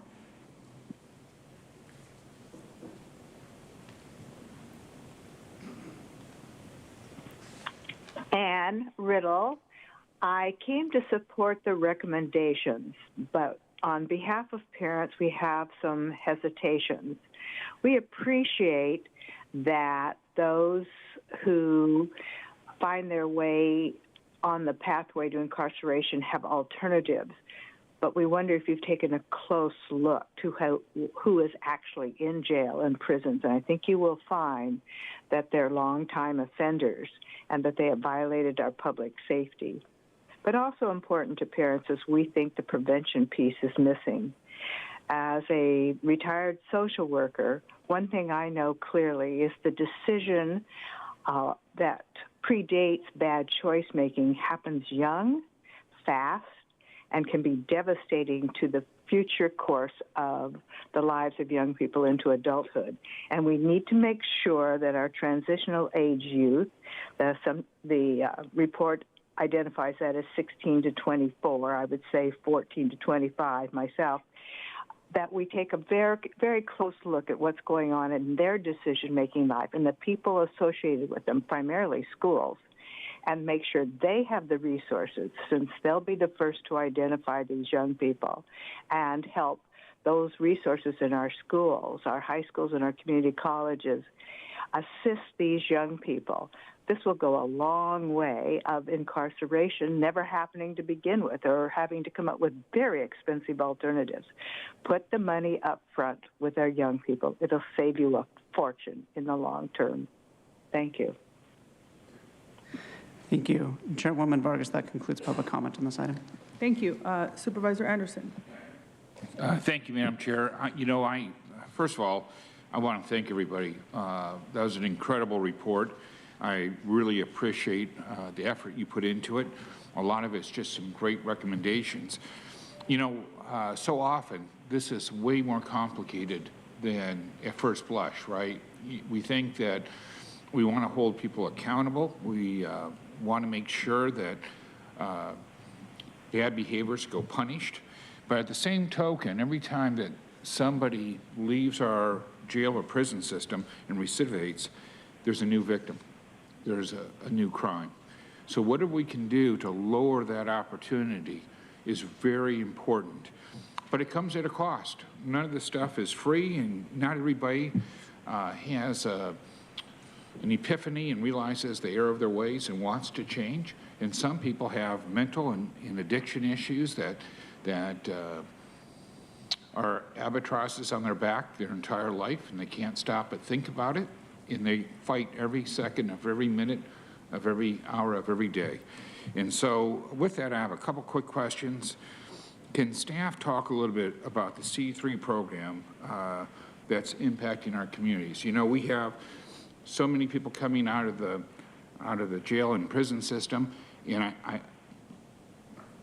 think it's important that the public understands the C3 program, because everyone looks at this in black and white, and it's much grayer than that. So I'm not sure who would be appropriate to speak to it, but if they wouldn't mind talking about, how the C3 program prevents street releases. Thank you so much, Supervisor Anderson. A little bit about a program that's called C3 that's currently operational in our jails, but is envisioned to expand as part of this work plan and reach additional people. It doesn't just connect individuals to housing, but it involves more than that. So it's connecting people to case management, housing services, and care coordination. So really addressing the root causes of their criminal behavior and seeking, as you said, to reduce recidivism. Awesome. And then when we look at and measure success, I know at the prison level, having served 12 years as the Vice Chair of Public Safety in our legislature and having a lot of hearings on this, the level of recidivism in our state is just incredibly high. With the C3 program, can you speak to the successes of it? And look, before you start, I think it's important for people to understand there's no program that's going to be 100%, right? So we know there's going to be a failure rate, but what kind of failure rates are we looking at versus success rates? You're right. Often individuals who have mental illness or are struggling with addiction, it's over a continuum of time for them to be able to get past those health concerns. And so the C3 program, though, has done very well with individuals who are leaving custody. In fact, bookings were reduced by more than a half for those individuals. So we have found with that program, it is successful in reducing days in jails and jail bookings. Excellent. Well, thank you very much for that. You know, so often, I think that we need better outcomes, not just for the individual in jail or prison, but we need better outcomes for the communities that they return to. And I think that we have to be open-minded, and the data has to be real. And, you know, when I look at people who say, we don't need any bail, bail's an incredible tool. You know, incarceration is an incredible tool. We had somebody speak earlier today who made an excellent point about how they turned their life around because they were given a diversionary program. But I wonder if they would have accepted the diversionary program if we didn't have incarceration as the alternative. And I think that when we go and we say, well, we don't want to incarcerate anybody, we're just going to give them a ticket and send them on their way, is that enough of a deterrent to make them focus and show up and get the help they need, to work with a social worker, to change their life for the better and improve our community? So I just caution as we move forward that we not forget that these are Sophie's choices and they're difficult, but without some form of enforcement, very few people who are having mental health issues or substance abuse issues are going to accept the help that we're offering them.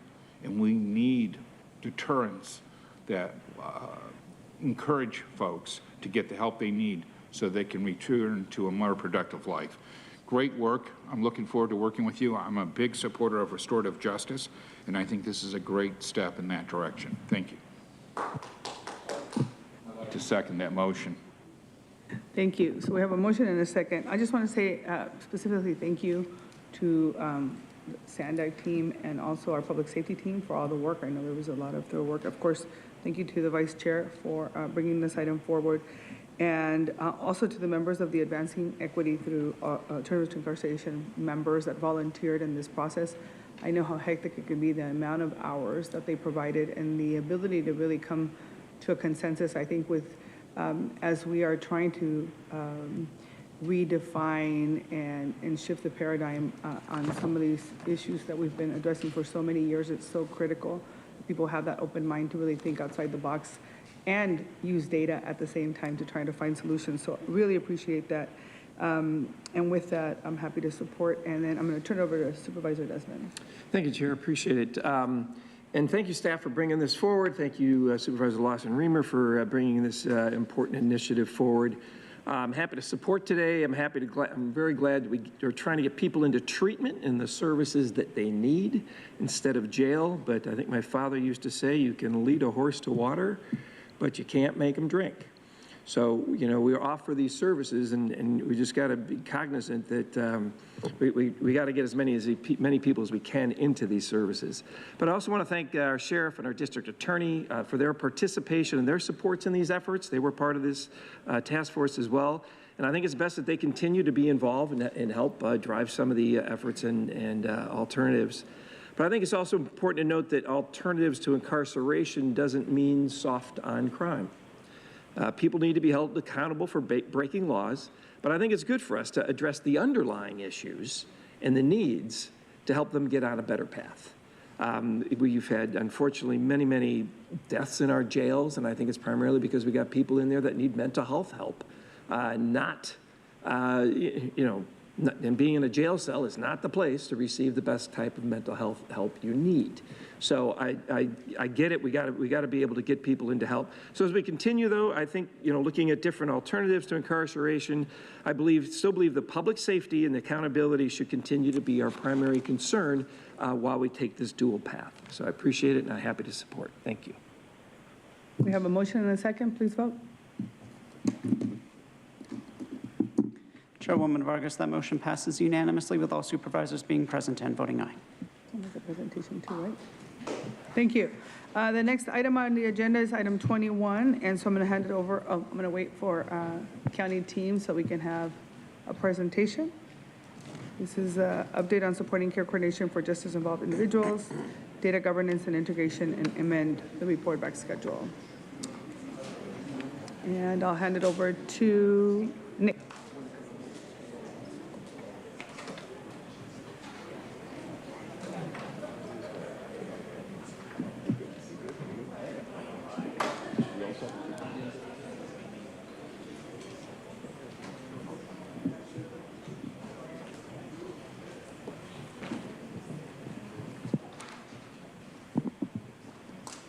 Good morning, Chairman Vargas and members of the board.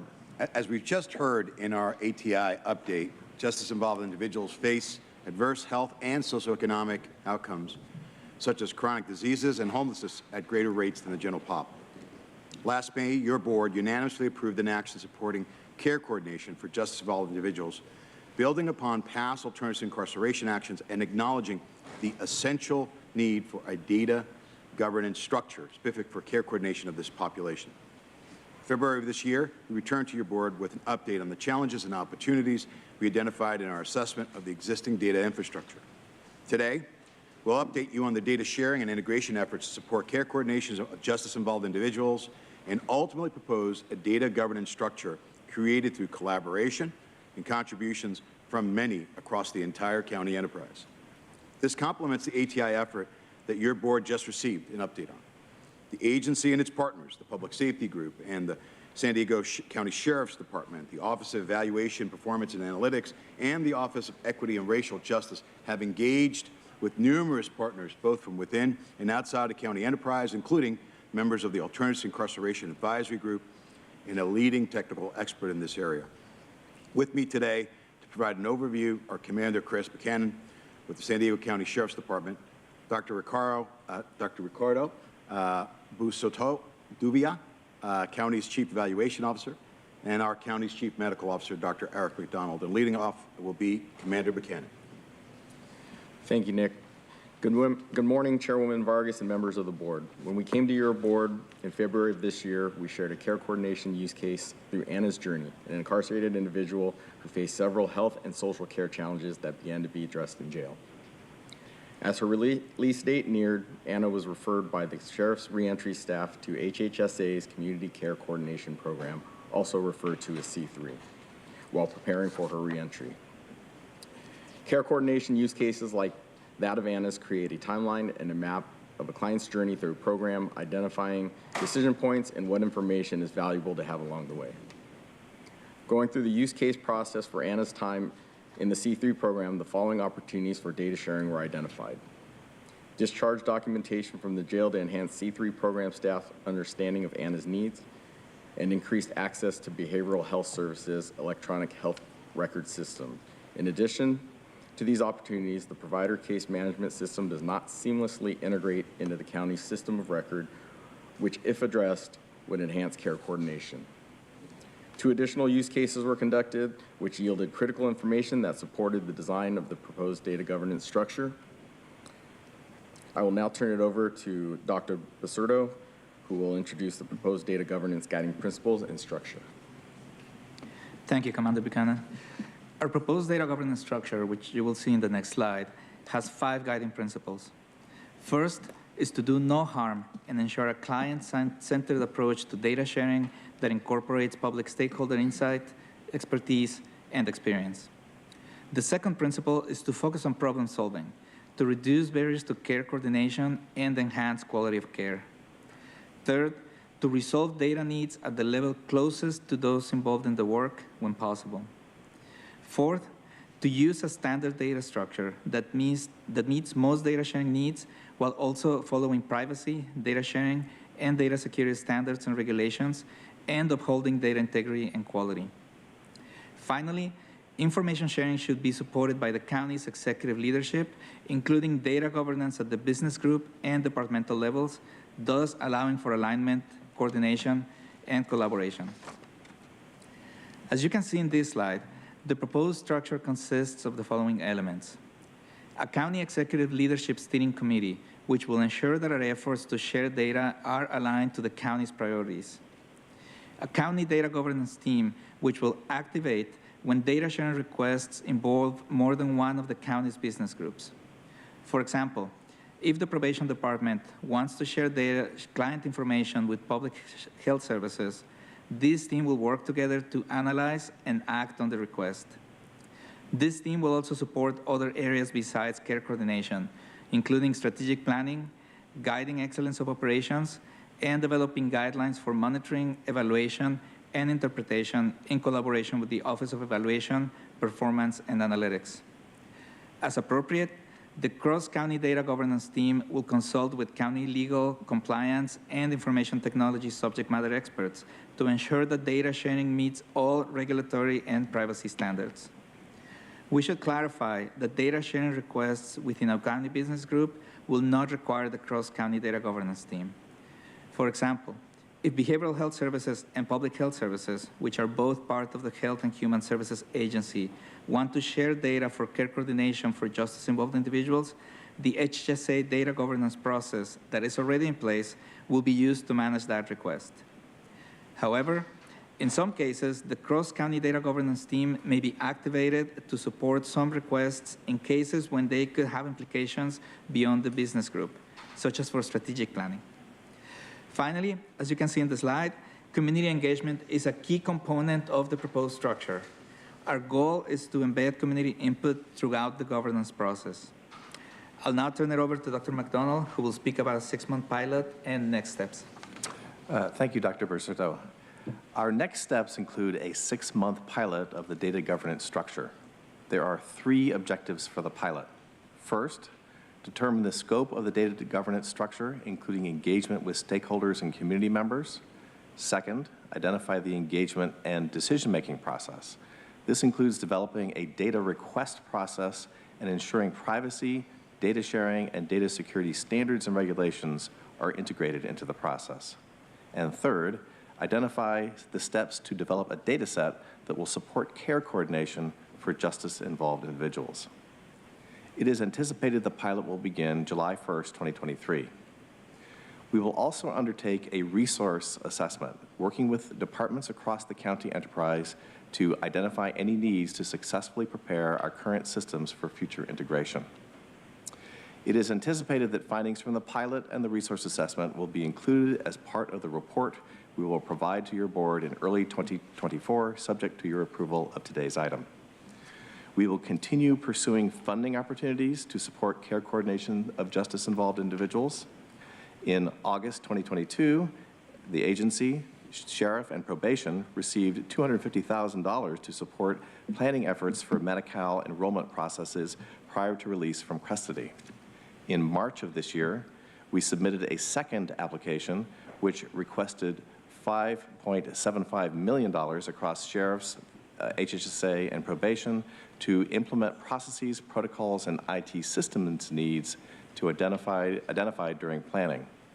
A third round of funding is available for activities related to incarcerated persons accessing Medi-Cal services up to 90 days prior to their release. This application is open from May 1st until July 31st, 2023, and we anticipate being eligible to apply for $4.5 to $5 million for the sheriff, $2 to $2.5 million for probation, and $3.3 million for HHSA for related planning and implementation activities. Now I'll turn it back to Nick to discuss today's recommendations. Thank you, Dr. McDonald, and also thank you, Dr. Busuta Davlia and Commander Buchanan. Improvements in justice-involved data integration will ultimately increase efficiencies in care coordination, program planning, and evaluation. This person-centered approach will not only streamline efforts for our staff and community-based organizations, but most importantly, it will ensure services and supports are in place to result in Anna's success and the health and well-being of many others like Anna involved in our justice system. In addition to receiving today's update, this item recommends your board amend the report back schedule as described in your board's May 10th, 2022 action to eliminate the requirement of every 180 days and replace it with report back in early 2024. Following today's item, we'll return to your board with any requests for resources needed to either support the data governance structure or the data systems and programs which may be impacted by increasing requests for data sharing. Before closing, I also want to display how many diverse partners across the entire county enterprise continue to play an instrumental role in this effort, with special recognition of Sheriff Martinez for her support and leadership. This is an unprecedented partnership of our staff from the Health and Human Service Agency, Public Safety, and many across the county enterprise as we look forward to continue our work as a county of one. I also want to especially thank the many community members who participated in various forums, such as our Behavioral Health Advisory Boards, Criminal Justice Subcommittee, and the Reentry Roundtable to contribute input on this important topic.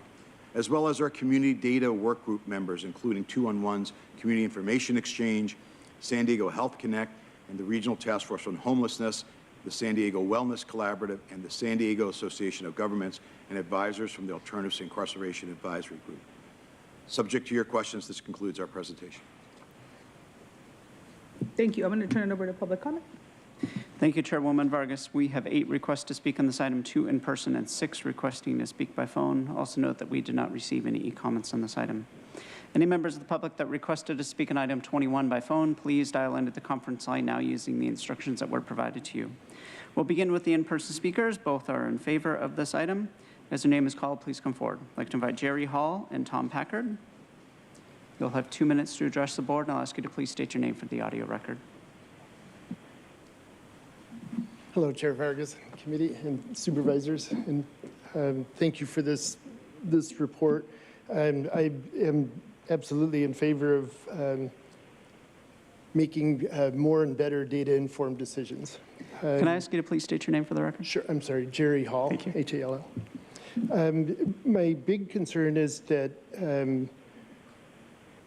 the supervisors consider adding a provision where for the next 6 months, the group that is working on this consider how data can be shared in an open data portal. And what I'm talking about is de-identified aggregate machine-readable data that allows people to extract that data, test their hypotheses, and maybe come up with better and more innovative solutions.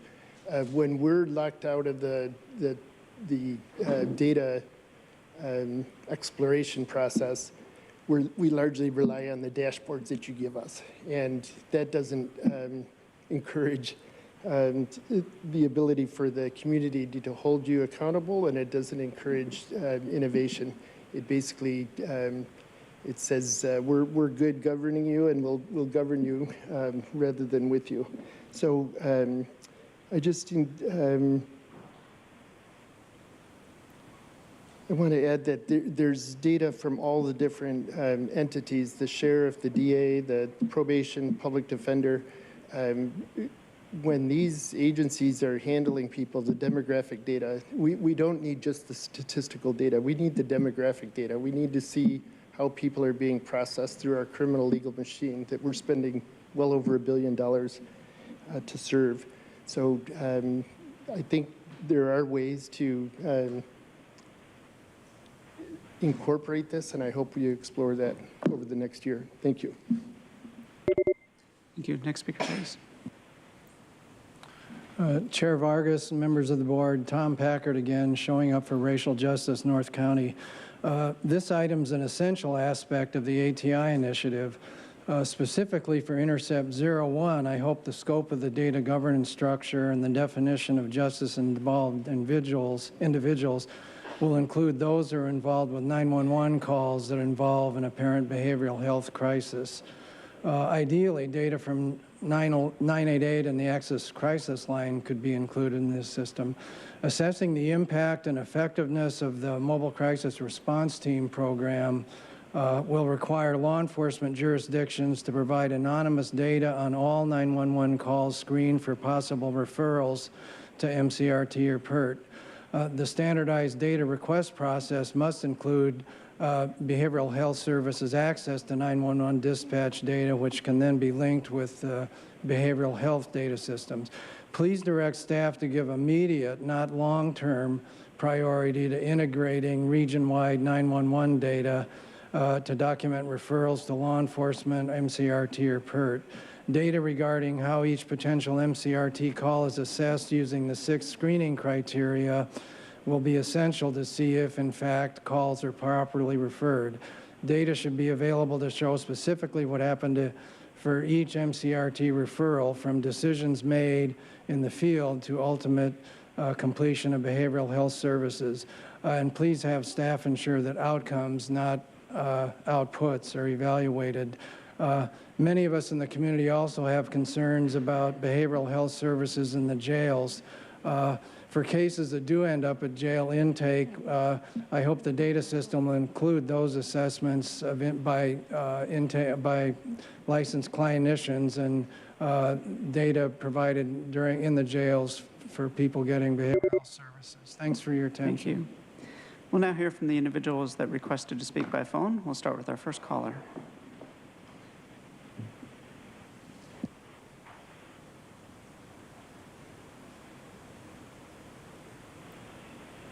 Paul Henkin.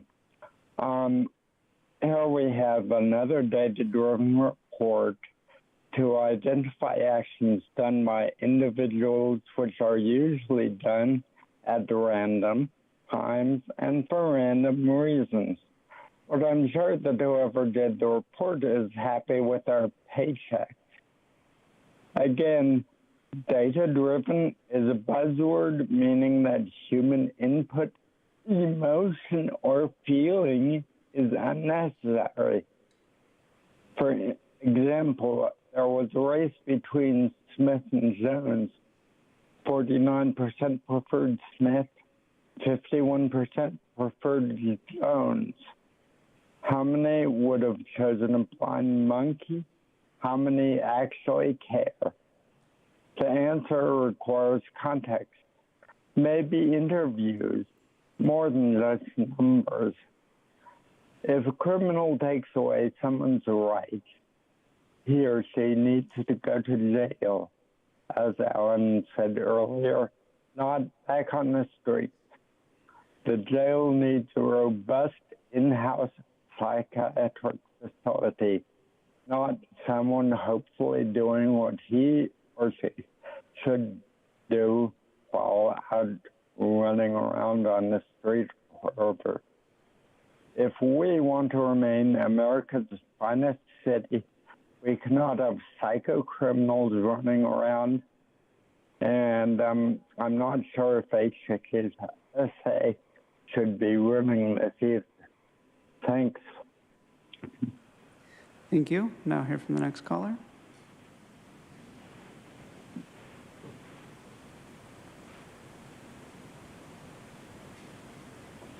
This is Truth, the original script flipper. This item says that justice-involved individuals are among the most underserved in society. But that can't be true, since incarcerated people are actually leeching off the people's money at an alarming rate, getting all kinds of programs handed out at no personal cost to them. I would argue that they're actually the most served and also the least deserving. There, I flipped the script on that lie. And if it's true that any of you supervisors really care about the health of jail inmates, then get rid of the phones, the TVs, and the bad, unhealthy food in the jails. And there needs to be dedicated substance abuse treatment as part of any major component of any county care coordination program. If not, everything will be a complete and intentional failure at permanently reducing the San Diego jail populations. But let's be real, this isn't a pilot program. There are no pilot programs. There's only test runs for permanent implementation. And Helen, you're still signing off on horrible items to share jail inmates' health data. Just like the item says, quote, increasing data sharing, monitoring outcomes, and facilitate the exchange of information, end quote. But you know, as long as these people are only involved with the justice system and not actually locked up in the justice system, then I guess everything's sanitized clean and they don't really need help. It's just like with homeless people now being called those experiencing homelessness. Soviet-style war games to invert reality, confuse naive people, and reimagine every facet of our country until things become so muddled that they become dirty with lies. Inmates get health care funded by their victims. Funding facilitators collect their checks.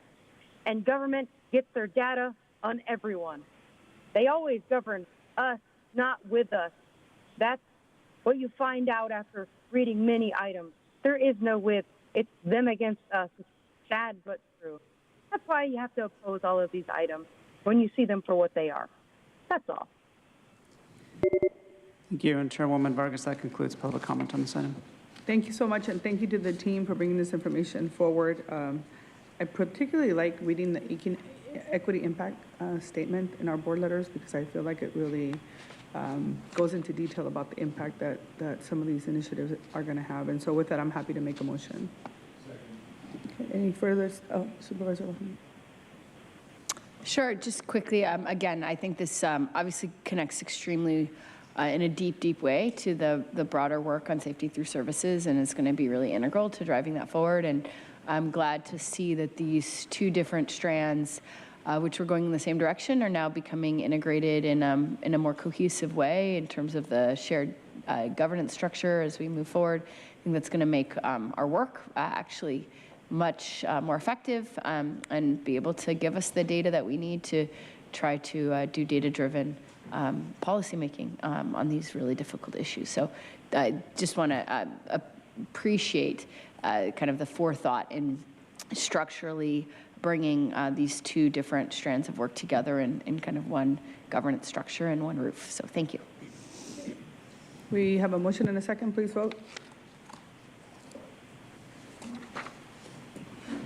Chairwoman Vargas, that motion passes unanimously with all supervisors being present and voting aye. Thank you. The next item on the agenda, thank you so much for all your work. Appreciate it. Item on the agenda is item number 6, receiving the San Diego Advancing Innovation Medical Roadmap and authorize an intergovernmental transfer agreement for behavioral health services. As the team is gathering, I just wanted to make sure that I emphasize, I know there's a lot of items on the agenda today, but I wanted to make sure that we pull this item because, number one, the team has done so much work around the San Diego AIM roadmap, and I think that's super important. And then as managed care plans in our region work to implement CalAIM, it's really exciting to see that as a county, we're taking steps to be true partners in this effort. And I really believe that this roadmap really demonstrates the county's commitment to creating a healthier region and supportive Medi-Cal beneficiaries throughout a cross-cultural collaboration approach that involves the county, managed care plans, and community organizations.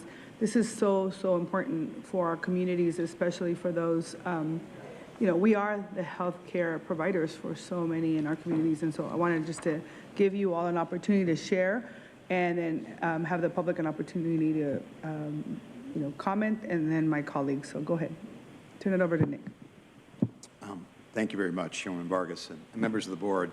In July of 2021, your board committed to achieve better health outcomes and reduce health disparities by supporting the county's health and wellness delivery system. In alignment with this direction, the county mobilized planning and coordination to implement the state's plan to improve the quality of life and health outcomes of the 1.3 million Medi-Cal beneficiaries we have here in San Diego. As part of these efforts, the streamlined service coordination for the 1.3 million San Diegans enrolled in Medi-Cal, the Health and Human Service Agency established the San Diego Advancing and Innovating Medi-Cal, or is referred to as SD-AIM, under the Medical Care Services Department in July of 2022.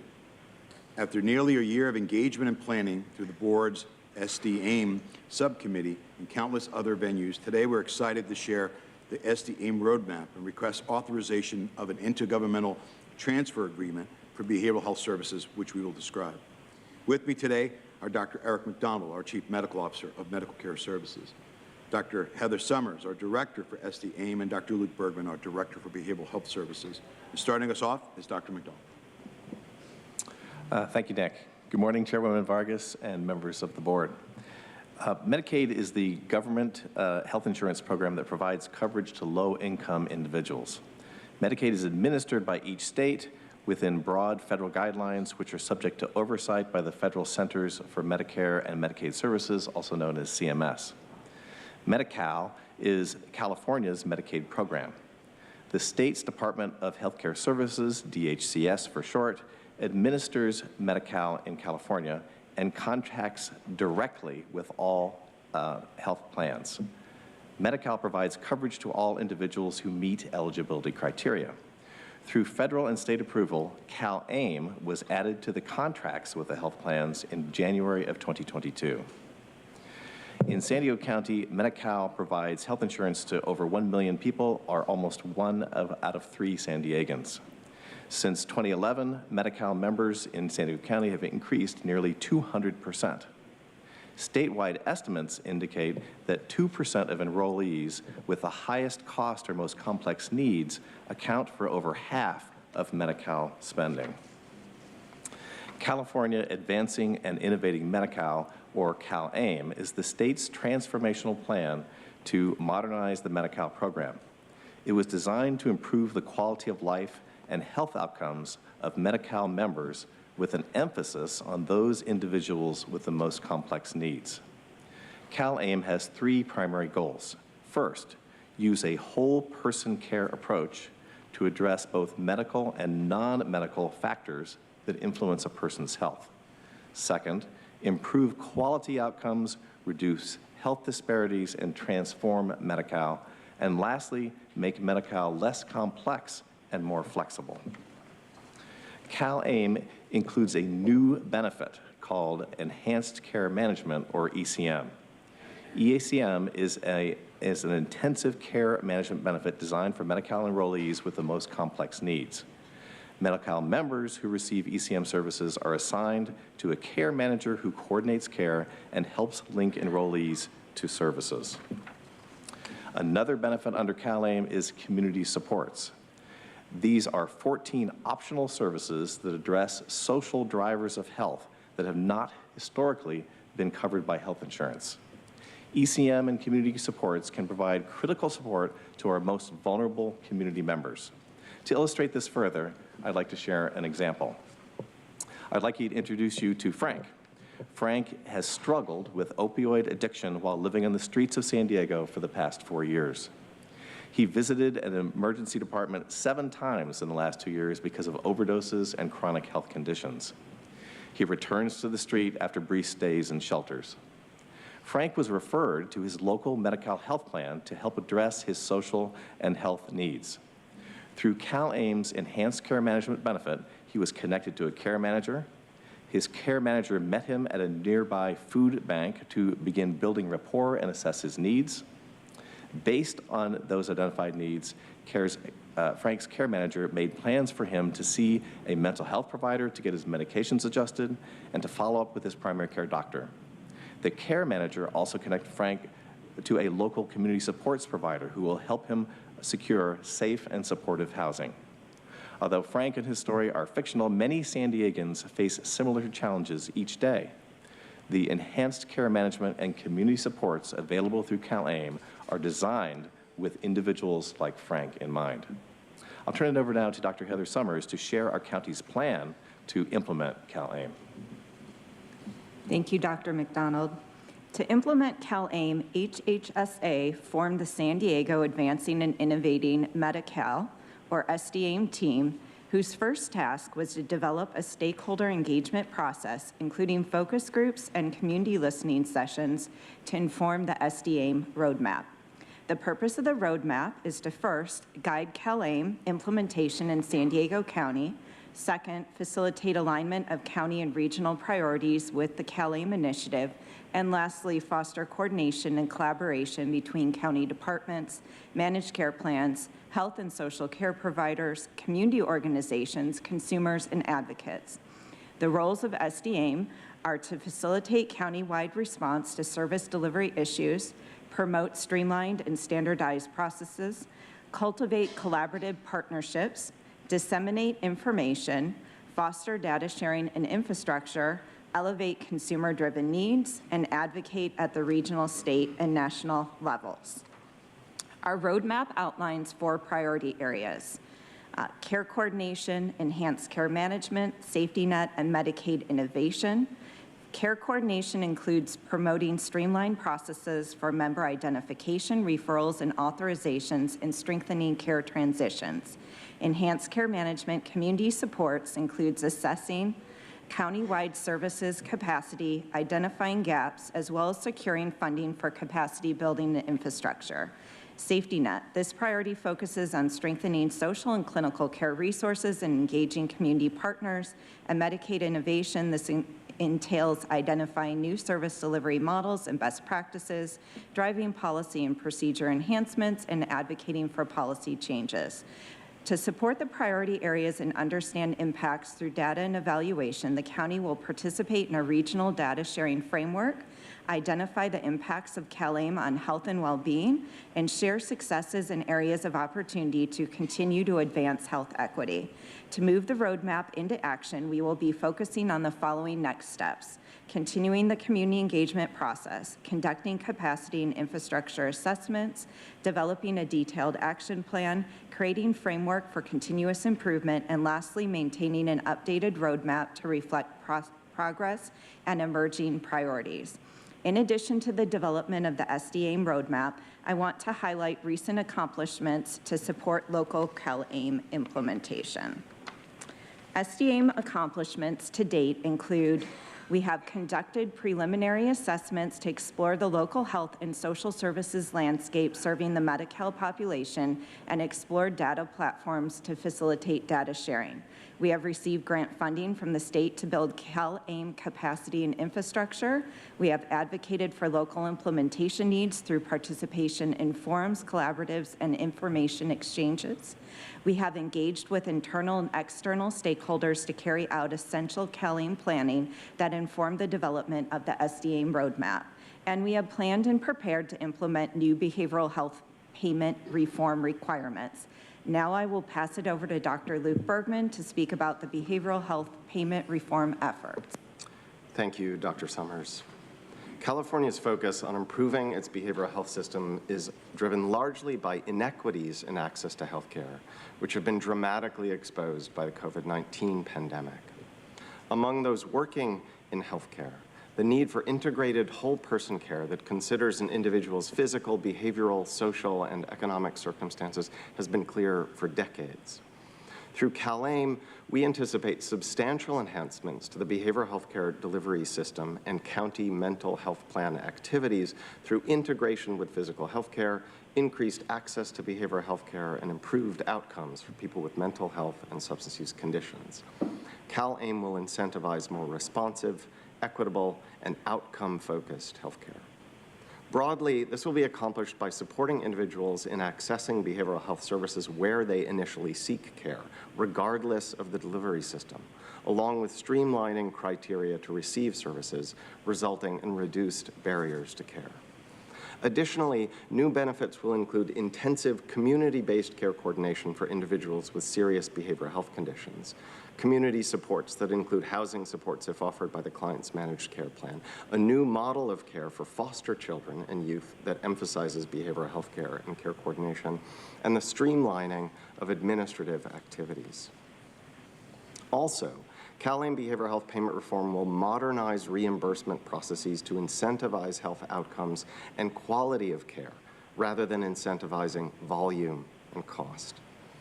The first steps toward modernization will begin in July of this year. Medi-Cal funded programs will shift from a cost reimbursement model of payment for services, where federal reimbursement is limited only to costs incurred, to fee-based services that support steps toward value-based care.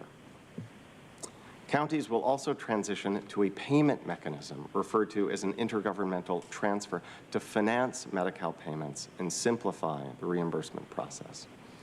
Implementation of payment reform is anticipated to allow for more consistent and seamless administration of Medi-Cal by reducing complexity and increasing flexibility, thereby allowing behavioral health providers to focus more on critical service delivery instead of complex administrative functions.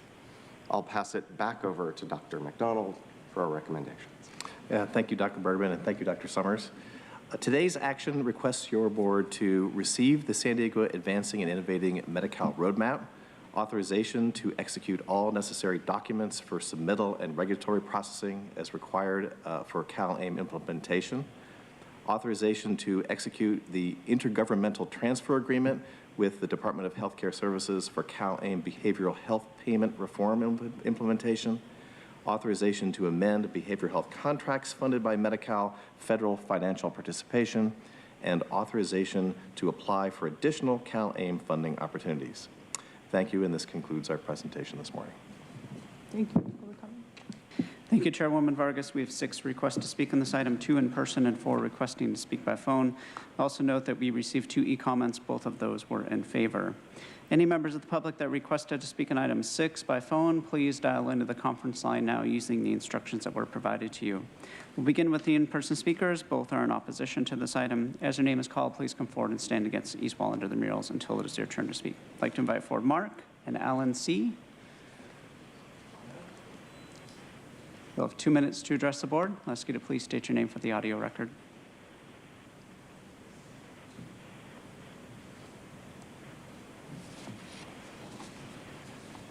Yeah, thank you. I was actually combining this popped in, but yeah, why not we mention a little bit about it. Yeah, concerning what you guys are doing is spending our money. It's wrong to actually keep pushing these funds towards the Medi-Cal when you're not looking at what is really needed for these people. You mentioned earlier about the majority of deaths in the jails are mental health. Until we actually confront the problem, and you know what the problem is, it's drug abuse, it's alcohol abuse. That little picture of Frank walking down the street, I see that all the time down in Chula Vista. It's a lot worse downtown. Until you approach what the real problem is drug abuse, because who's gonna live in that tent unless there's some alcohol abuse, drug abuse? How do you fix that? Start giving treatment, start enforcing treatment. That's how you're gonna correct it, because you keep putting all these housing programs, all this stuff, and then putting away the vouchers as he did with them 3 children. I felt for them 3 kids. When that woman came out and said, you know, I've been in voucher program for 6 months and now it's gonna expire. She had 3 kids in total, 6-year-old, 8-year-old. What is gonna happen to 3 kids? And what did we do? What do we do up here? We put them in another voucher. You gotta give people hope. You gotta give them reason to live. Enforce, give them a job, give them a sense of self-worth. I pointed out Chula Vista City, I'll address more of it on 24.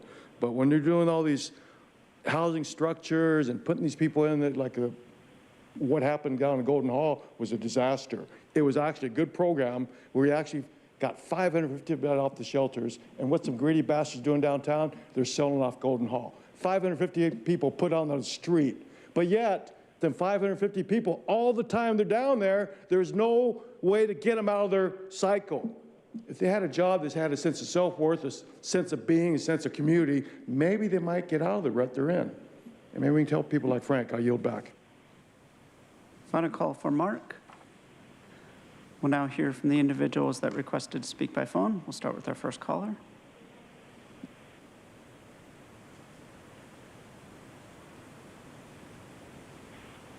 I'm the spiky peg to their square hole. This is truth.